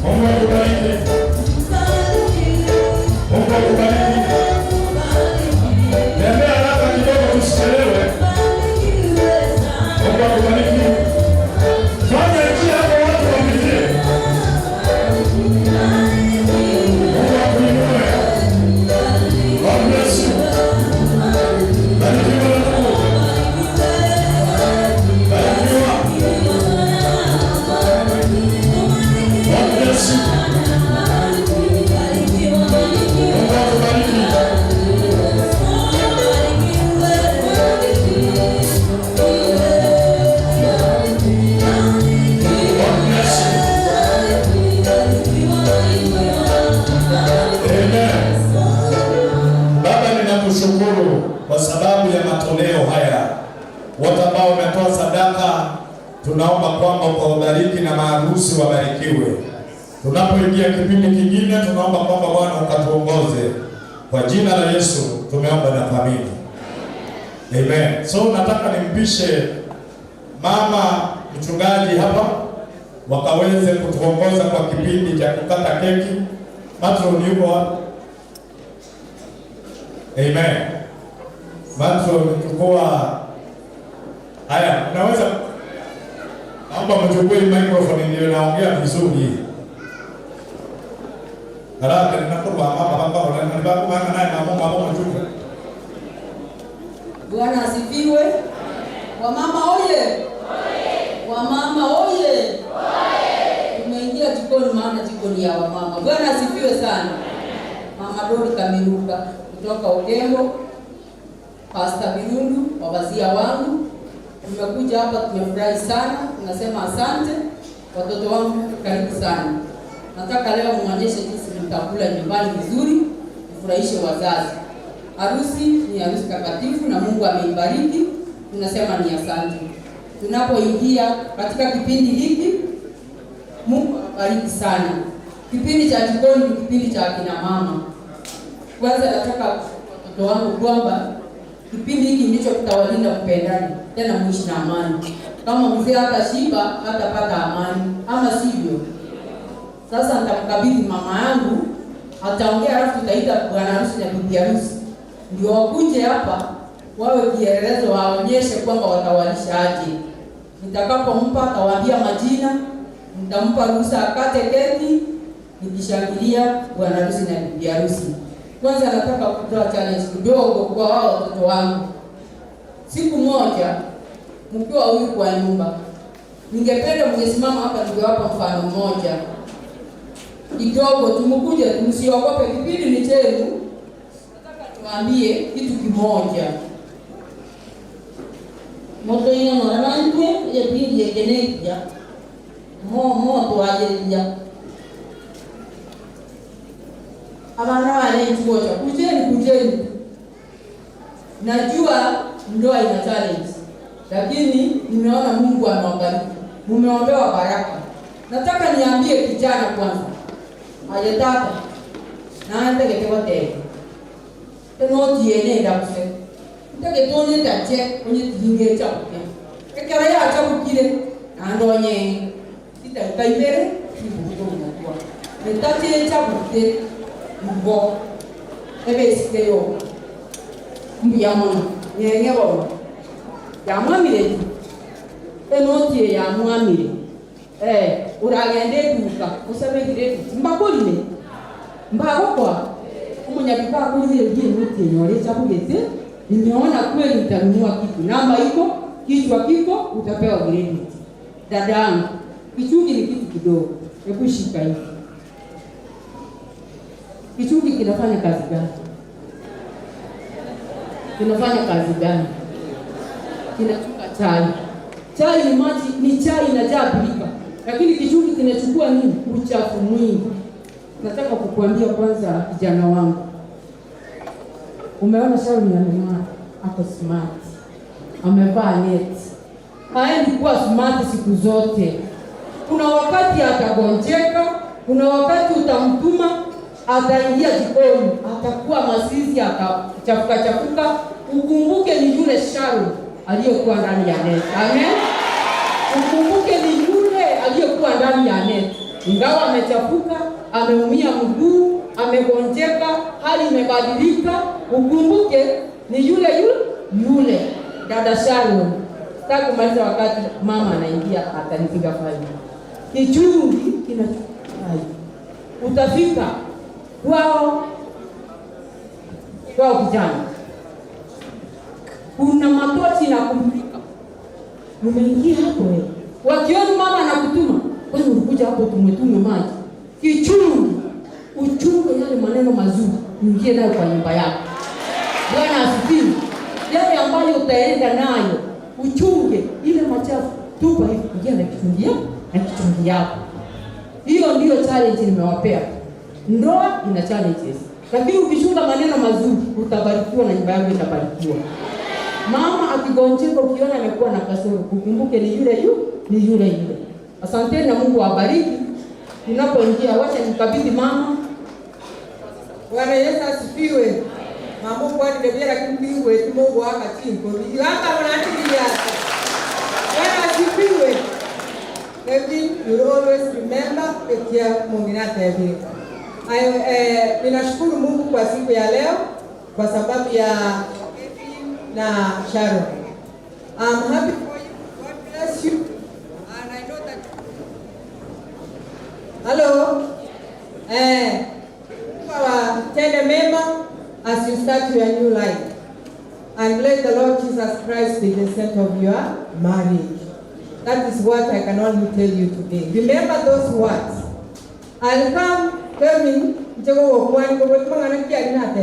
let the Lord Jesus Christ be the center of your marriage. God bless you. Go to Florence, Godara,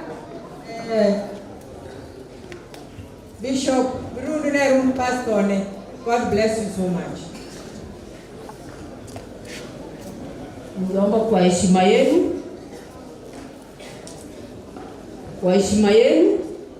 ni vizuri wapite hapa, si ndio?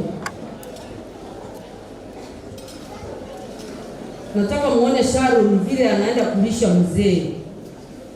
Sharon anaingia jikoni, anakuja kulisha mzee. Asante sana. Sharon ameandaa chakula. Sasa leo tunataka tujue chakula chake ni tamu. Najua ikiwa tamu utaona mzee akifanya hivi. Si wote mtaangalia. Sasa muangalie sana, muone bila anatabasamu wakati wa kila hiyo chakula. Nataka nimpe Sharon nione bila ataandaa katika nyumba yake kwa maombi.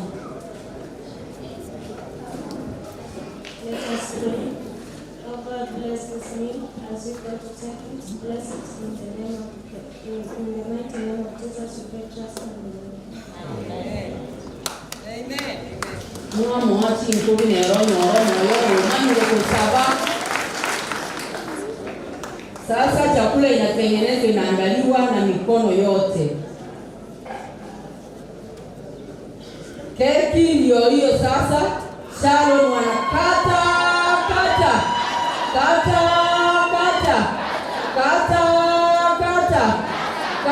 keki, kata mpaka chini, makofi na vigeregere kwa wakati. Asante sana. Wale wotagete basha na boko imokyo koboko bali bakutari basha moi anza kutari.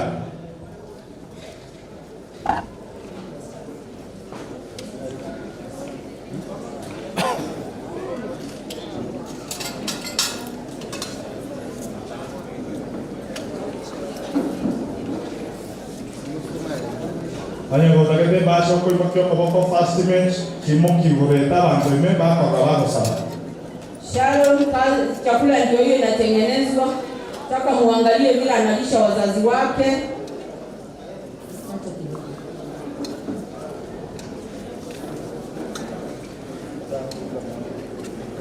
Makofi ya nguvu wakati Sharon analisha mzee. Wakati Sharon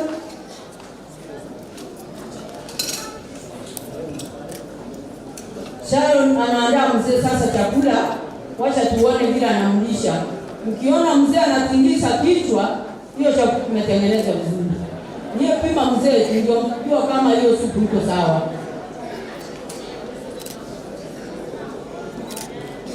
Vigeregere kwa Yesu.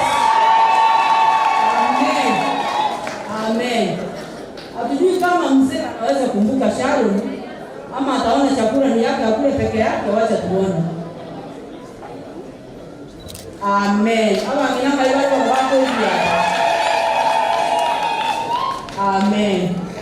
Mzee anapewa teremsha kinywa ili chakula isimnyonge. Amen. Ninyangi chara bana kujugende yenengia. Mzee pia atapea mama teremshe kinywa chakula isimnyonge. Makofi. Amen. Sasa wacha tuone Sharon ana mpango gani wakati amefika pale. ataacha mzee Alice na Richard njaa ama atawakumbuka? Atakumbuka wazazi gani? Sharon anakumbuka ahadi zenye amepewa leo. Anaenda wapi? Mumwangalie polepole, mwana anaenda wapi? Anaenda kwao baba ama anaenda kwao? Polepole. Sharon polepole. Mama ametoka shambani ana njaa. Anangojea Sharon kulilisha. Mzazi wa kwanza ni mzee. Sharon anapeana wazazi chakula. Sharon anapeana wazazi. Mzee amepiga makofi ni kama chakula ni kitamu sana. Amen. Wacha tuone mama. Mama ametabasamu vizuri. Mama umetabasamu vizuri. Pigia mama makofi. Kama mwanao amepikia chakula mzuri. Sharon amekumbuka mama na baba waliomlea nyumbani. Anasafiri moja kwa moja mpaka kwa wazazi. Polepole mpaka kwa wazazi. Polepole mpaka kwa wazazi, amewakumbuka.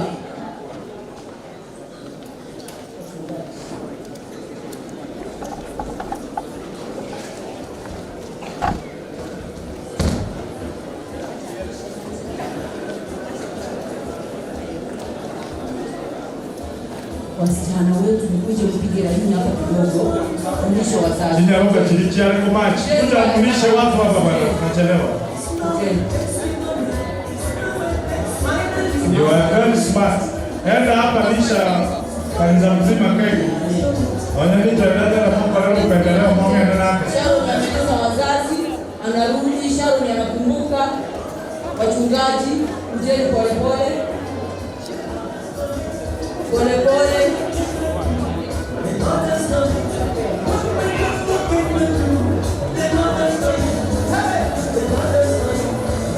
Wachungaji wapate keki ya Sharon. Asanteni kwa sana. Mungu awabariki sana.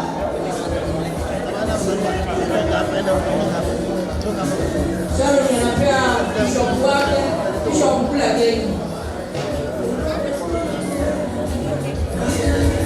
Waipige sana. Naona kazi ya Sharon.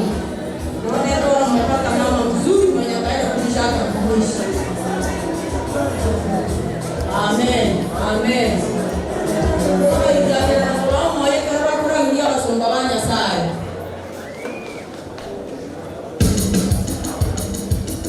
Hebu weka hiyo ndugu yangu. Weka kidogo. Watu wa kule. Wale kwa ndio. Hadi sasa tukoe. Ana na baba ni kwa keki. Nimeji bas tani yake ya mtoto darasa.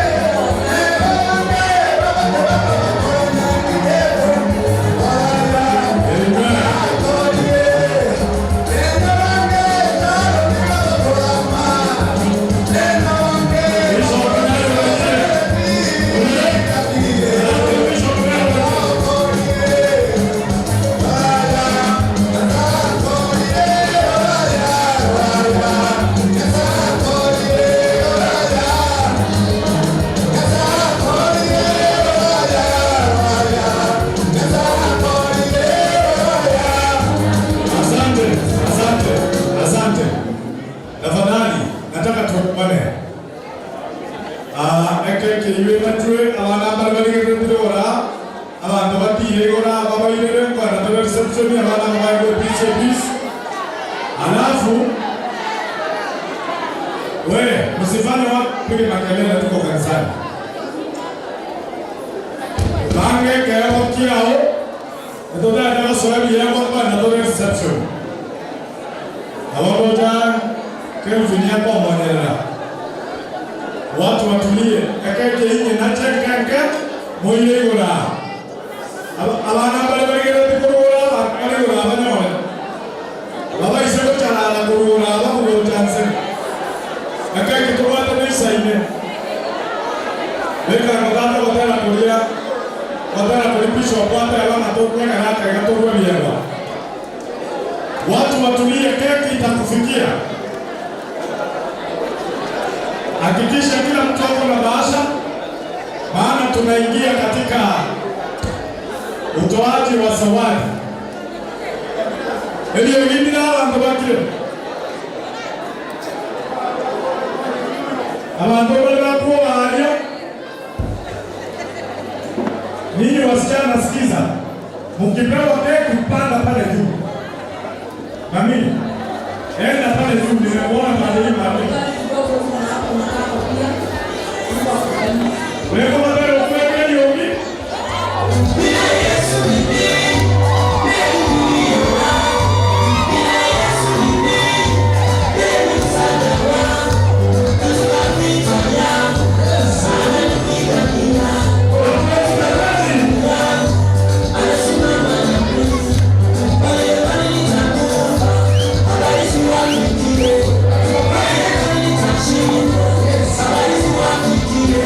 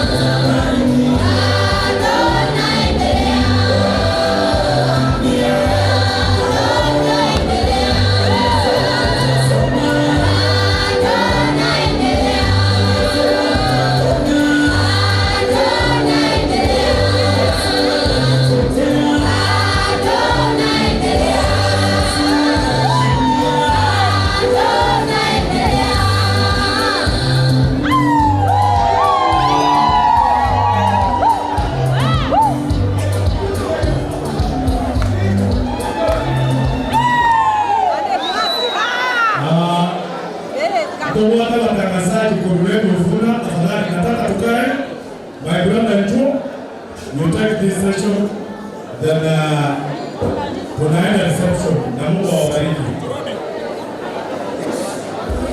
Kila mtu akae kwa sasa ya wale. Mbona tukiwa na sherehe kubwa kama tutajuana ikaanza morale. Thank you very much. Thank you very much. Tunataka tuanze kutoa, tunaanzia wazazi, alafu tukuje wachungaji, tuko na mawazia wetu. We want to recognize the presence of the General Secretary ya Overseers Kisii Reverend Okinyi, na itakuwa vizuri. Naona Pastor Steve mupange watu hapo erumu yego ruwe yego wekwa na tumubeka maburaga akubwate yako bakubeka guchya basanebega sukapo wabo ebi yako bigo sono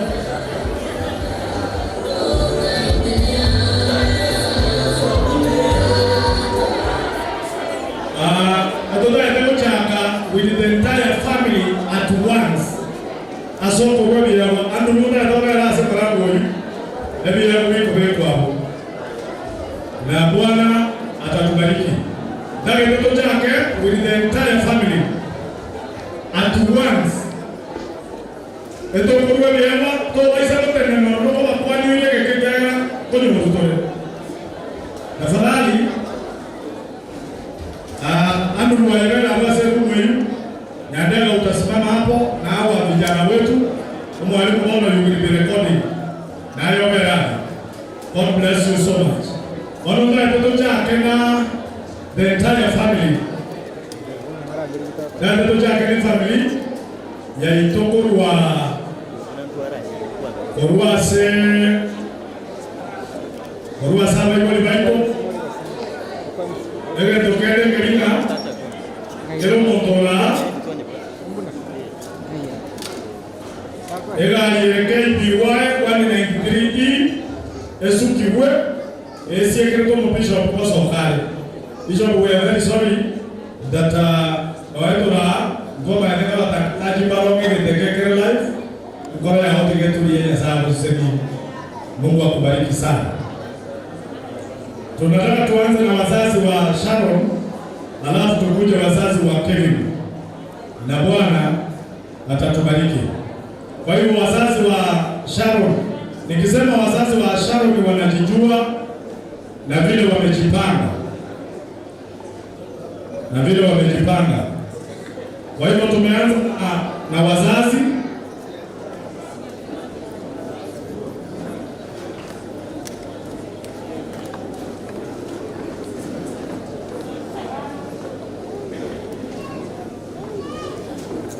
Tunaanza na wazazi wa Sharon. Kwa hivyo wale watu wamekuja kwa sababu ya Sharon penye mko na vile Bishop ameteremka hivyo.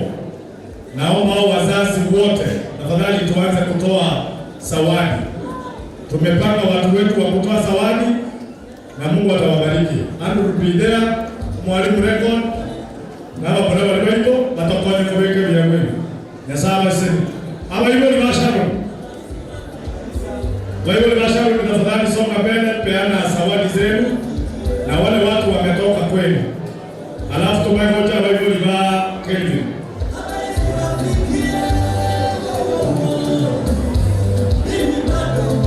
Emerangu ya Waswahili abantu muri asebisi karuo na biyangu mbili isikomi Waswahili. Wale watu mko kwa milango tafadhali. Create through way there. Aba hivyo ni Sharon.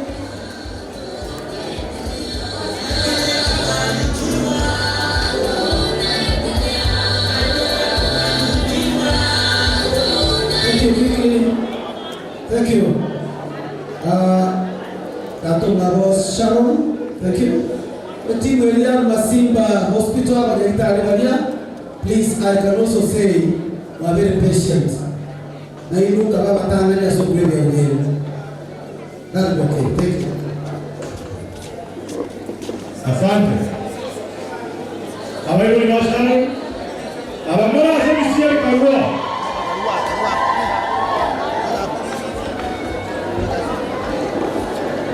Mahali pale.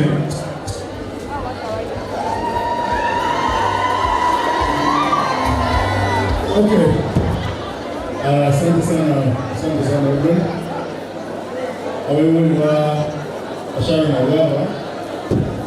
Ile ndio kumbuka sio wala. Etali matches. Ikimige tanga. So, ile tanga geto mwana. Ikire kuna bwana. Kwa maana ndio kwa kia yetu kumbuka ndio. Mungu awabariki. Kwa ikimige tanga geto sisi nyingi. Ndio matches nyingi sana. Pia wao mmoja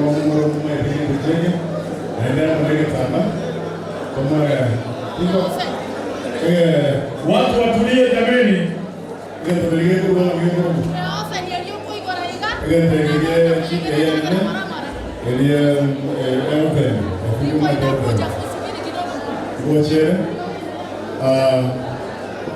sindi kuchukua ile bwana ndicho kichinde kwa lakini gai gani ile nomo chief kuchukua area and then ile gana umemsikie aigo na represented no muglaega sema tigane mu chief ni bana kwane ako bakwane tu then ninge sokoro mwana abakwane then tunaendelea family na family yetu kwa yao kwa na wantaba ya ande abantu mutaite kunywa mabo muronyi murega karacha kero kunyorogo kubora pi mwenye kwenda sawa ikine kile ndio kana kwa ayensho la leo kara wale mwenye kwa ikine ndio sawa chief abantu totegera tafadhali waje kuharibu harusi ya wenyewe, wewe nyamaza.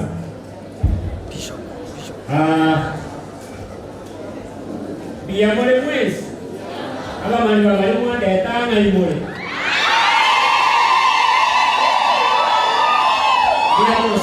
biamore asa marieta neri kinko kwa elidoran elinde nyowa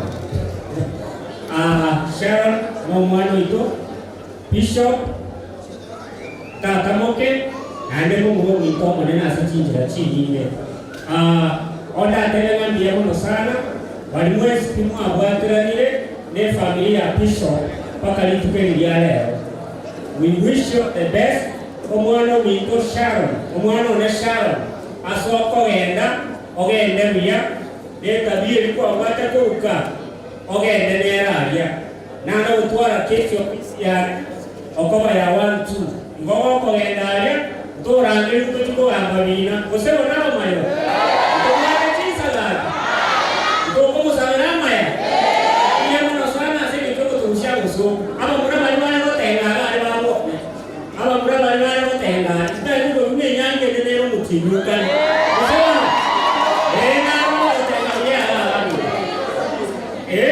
Joseph Nero is number 1. You go Epange. Otherwise, what?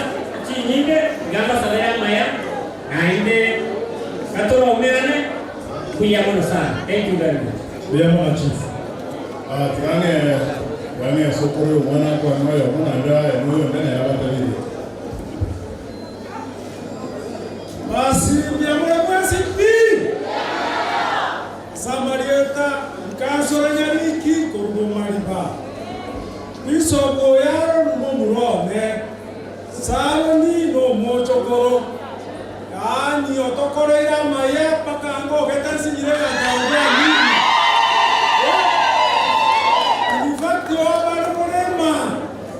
Tiwo anyo ndita kuna kinga. Fuyu muto kwa kwetu kuchao. Ni kweli kabisa. Abana baito aliyemgolionika ila mfano wa hawa sahi. Yaani ngogete nyangi yabo ya ngoki mpaka na tembe amina kwa Mungu. Sitaendelea na mengi, nimeshukuru nyinyi nyote na wale wote waeni walitoka Kisumu wameimba kichagua hapa. Asanteni sana. Biamo. Asante sana. Kuna ndugu yangu hapa. Ya ni katikista yeye huyu ndiye ananifuata. Wacha naye aongee. Naomore binto. Obuya bwatira. Maria kama mukatikista Robert Rosemary mbonjari kongo tebya bachukuru banenga akorira maya kasaba siseki murande kuna mungwa asokwegena sekeza yama Bishop, sasa hapo tutamalizia hapa jamii. Na utoko naraga lakini lende je asembwa de nyumba mbwa de yemo ninta ndio basari kwa nyumba na hata linda igandu shebi dina gai Kanisa Bwana asifiwe tena. Kuna furaha.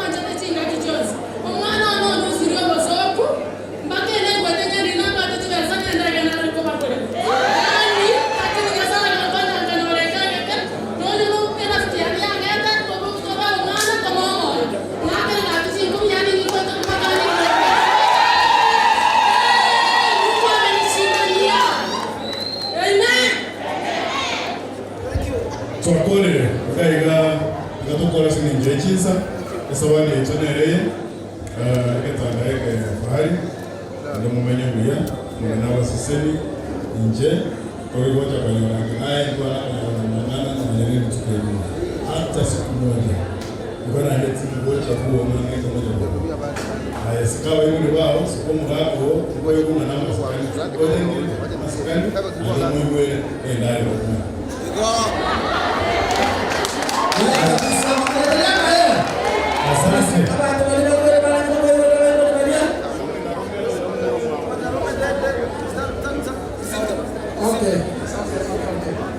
Basi nimewasalimia nyote katika jina la Yesu. Hamjambo?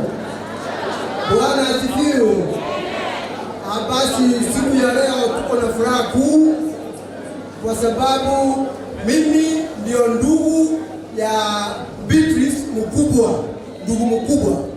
Majina yangu ninaitwa John Chore. Nilionelea ya kwamba huyu msichana ametufanyia maneno mema. Sharon wetu, Sharon ni mtoto wangu ambaye ninampenda sana. Amenifanya nimefika hapa, na mimi vile nimeona dada yake pamoja na bwana yake Bishop wametoa hiyo zawadi, na mimi nimeonelea nikuja na blanketi ile kubwa. Blanketi kubwa kabisa. Asante. Tafadhali amande karua miyawa bio kwa na tole reception gani. Thank you very much. Go ahead. Karua miyawa watende leta kwa na lioka. Wonderful. Baada ya miyawa siko wangoja. Go ahead. Tafadhali. Kanisa letu awaigapo mmochari as a bishop always. That's beautiful. Twende haraka. Amadaktari nani ready? Madaktari kutoka Yesusu. Aya mwaka hapa na kwa tabibu sasa ni wewe. Au wao ni kata wewe wake. Tafadhali. Wonderful. Because of time Ahora vamos a ver el violero kubwa kuonge nyango mtiendio kana Joseph ngaya. Ale Joseph, unaona leo ngo mtiendio kana. Tafadhali toa leo toka na. Abana mama mother reception mbaya isa kunyo. Tafadhali. Mama wilaya marani na korole.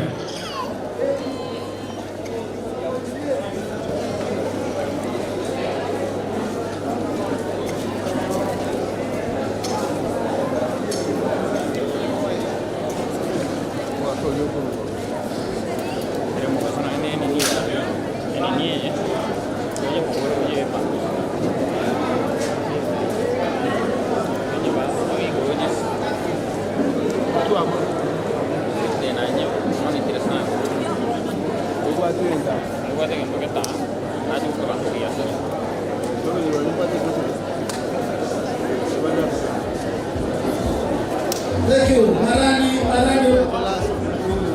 Baba Bwana yende. Bwana asifiwe. Kwa niaba ya wanausi ya wilaya tuwape dawa ila ngombe tinge tangaza na wao tabana kwa mlio marani. Na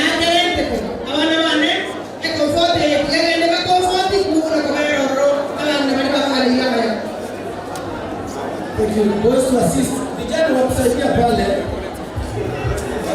Tafadhali unapeana zawadi na kuondoka. Bila wote tunao. You are taking a lot of time. Thank you. Thank you vijana. Thank you vijana. Labda pisha kwa bwana sana. Thank you. Thank you. Thank you. Ole yule bwana ndiye mchana kule tunachakaya toa. Tunachakaya wasita. Tunachakaya wasia. Amuna wako wewe kanisa yomo. Kanisa ya Sharon. Amopisho kwa debe. Kanisa ya Sharon ni kanisa ya Sharon ni ngangera hivi. Una mbako ruo. Aya mwaka yama na kurua nyasaya ya usini. Naone commissioner Zakaria Mapeni Mungu akubariki. Missions Director Peterson Moini, Tawagenda Moini kutoka kwa kanisa ya Sharon. Kanisa ya Sharon ni ngangera hivi. Nereyu. Kasawa serikali. Mungu awabariki. Hebu ndio kanisa kwa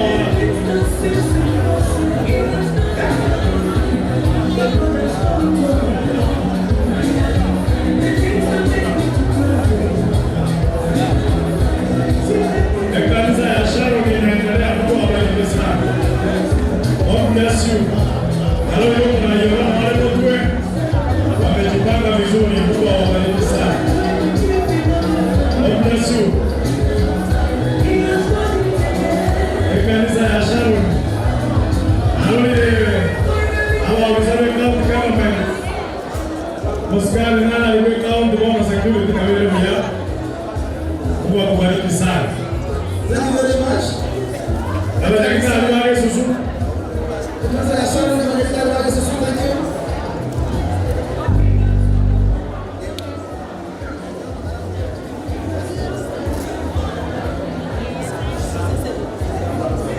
Kaburi ya sawa sana. Mchoko tu.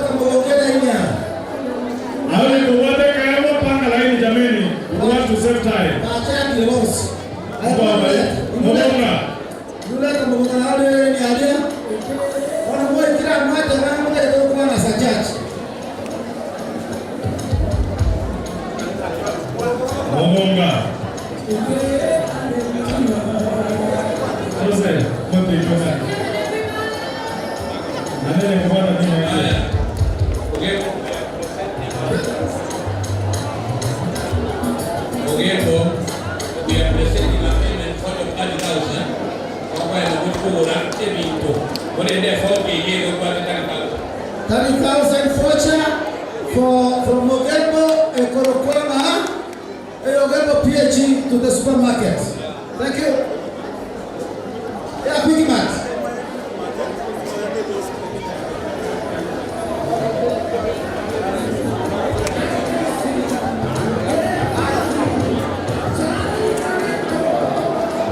Thank you, Reverend Rollins Moran. I can see you.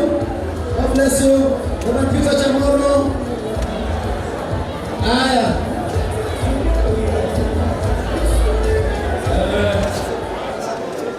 Abona mmoja kwa ndio kwa retire. Abadi retire PhD, retire PhD. Ndiye chini ngoma tunaenda. Ngoma sasa ni mtu. Itaye ndiye chini Kenya.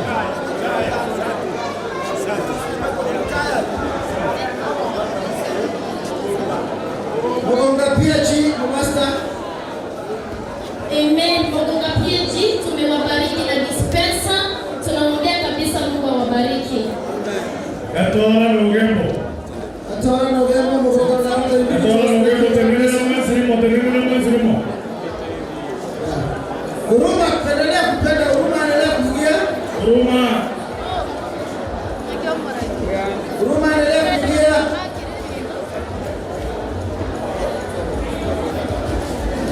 Thank you.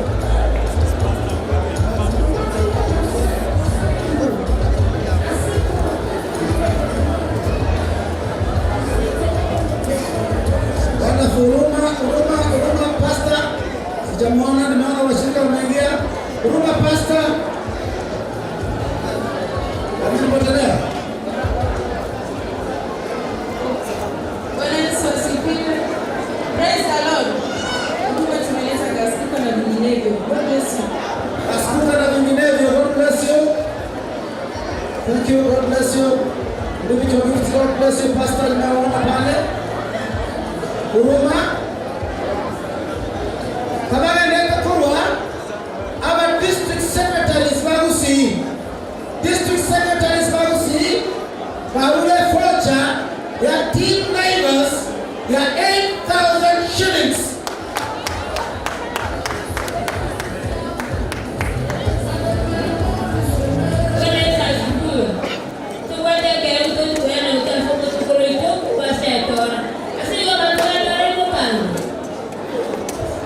Dr. PhD, God bless you.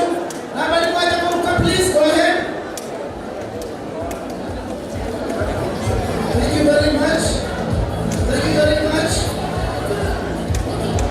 Madam, please.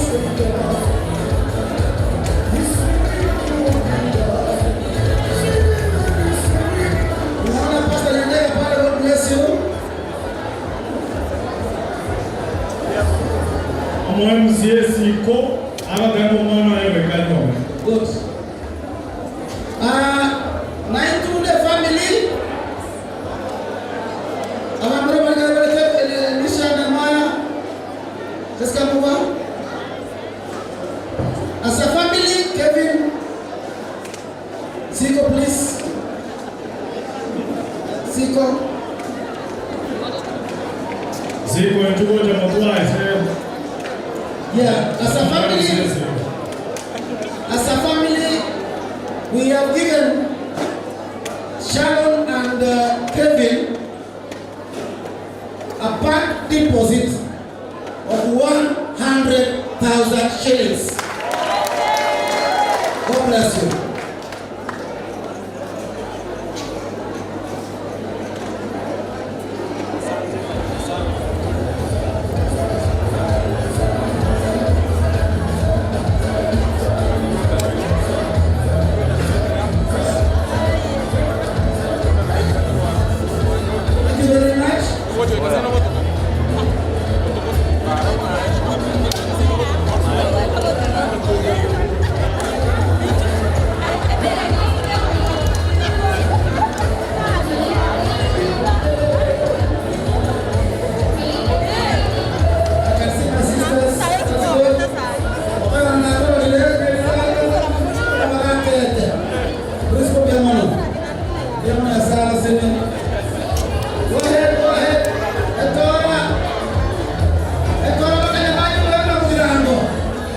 Mona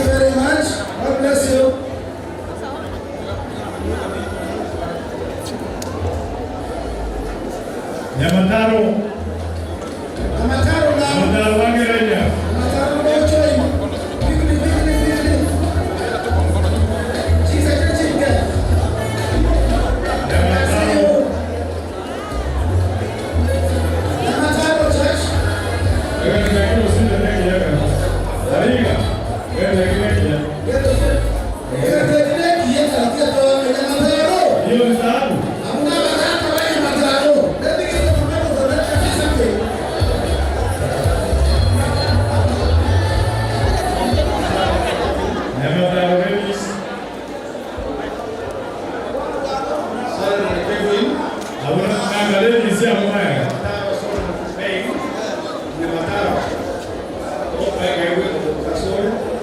I think this is now a new system to learn boys and girls. The system of this system. Thank you.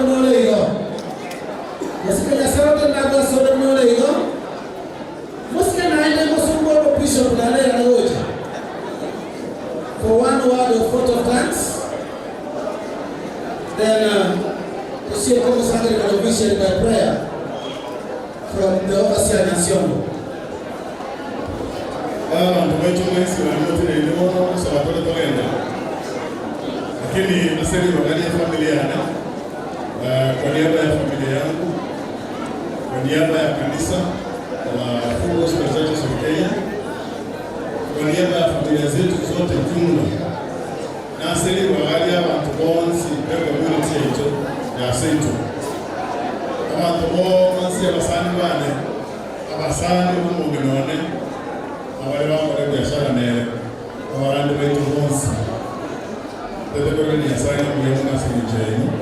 Ikiaga wa itanya mu, utunge ya kamere usaidia leta tu ingo moja kwele ya radio ya radio kuna ase oranje mobile ngira ase nijonga mara stream ngenteke live una tole kwa online kwa kubeka ile swala kwa tena radio kuna TV atoro la igreja kuna kengo kwa ase yona hiyo pia mwana sana tole yote nafasi mkwane na nende muri mwaro na kiarenge chinsa chetu ni chinge challenge kisa kutambi chingule na geni sasa ndio mwalimu ile ndiye Bishop Richard Korleane mbona jenga toka nini ndio kwa kana mbele ndio ndio sana kwa kwao naenda kwa mtu mkubwa ndio mrandi ya unanje ndio mlikiara sasa kanisa yae ndio tugereke kwa ile kana na kwa ndio ndio ndio na koreta angiro na ishe na koreta ya sababu ya baseni ayana koreta yanega ila mwana ya saa kwa koreta mmoja Pastor Steve na mpasta kwa kanisa gaiga ndio bishop na wale mwenzi na kanisa ya Matara biyamo aseni ndio uwanja kwa toase tokolele inyangi ya bwana wetu jana kwa wale tukelele Yesu kwa kanisa ndio mwenye ne mwatemete boli na asinale murata no mede ni kawe to kwa kana waka kwa niaba ya mambo yote na singeweza kusema yote kabisa lakini tayari kuyamono bali kwa familia yetu mmoja asubuhi kwa na Yesu kuyamono asili ya Beyonce na kuyamono ase Bishop Rose Benyani na wansi kwa ndio chini aba pasa bane kwa pasta wetu mwangalia ndio Reverend Mano, ndio Pastor Thomas Iga, Reverend Okero Ngali, iwa na muri no kashanage. Pia kuna subiri kwa na mangano sikile kinchimo. Ya samu ya karama ya awakarama ya bunanchi tawakala bantu ya maya. Pia kuna sana. Thank you very much. All the ones who chize.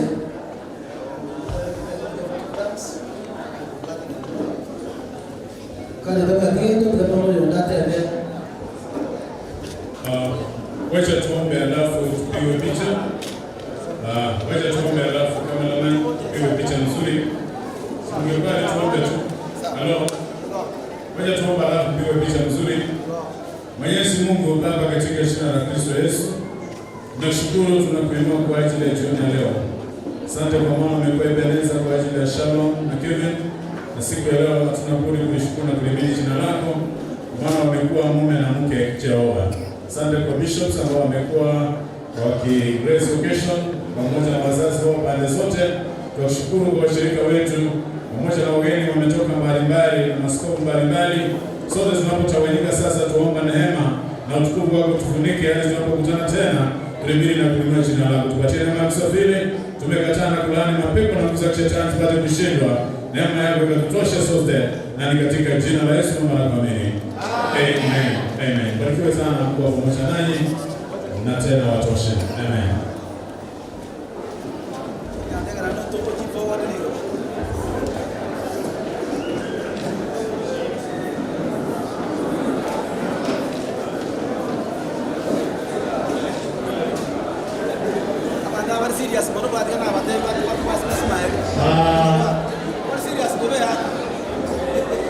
Reception itakuwa pale Coffee Research, Wakenya pamoja. Reception iko pale.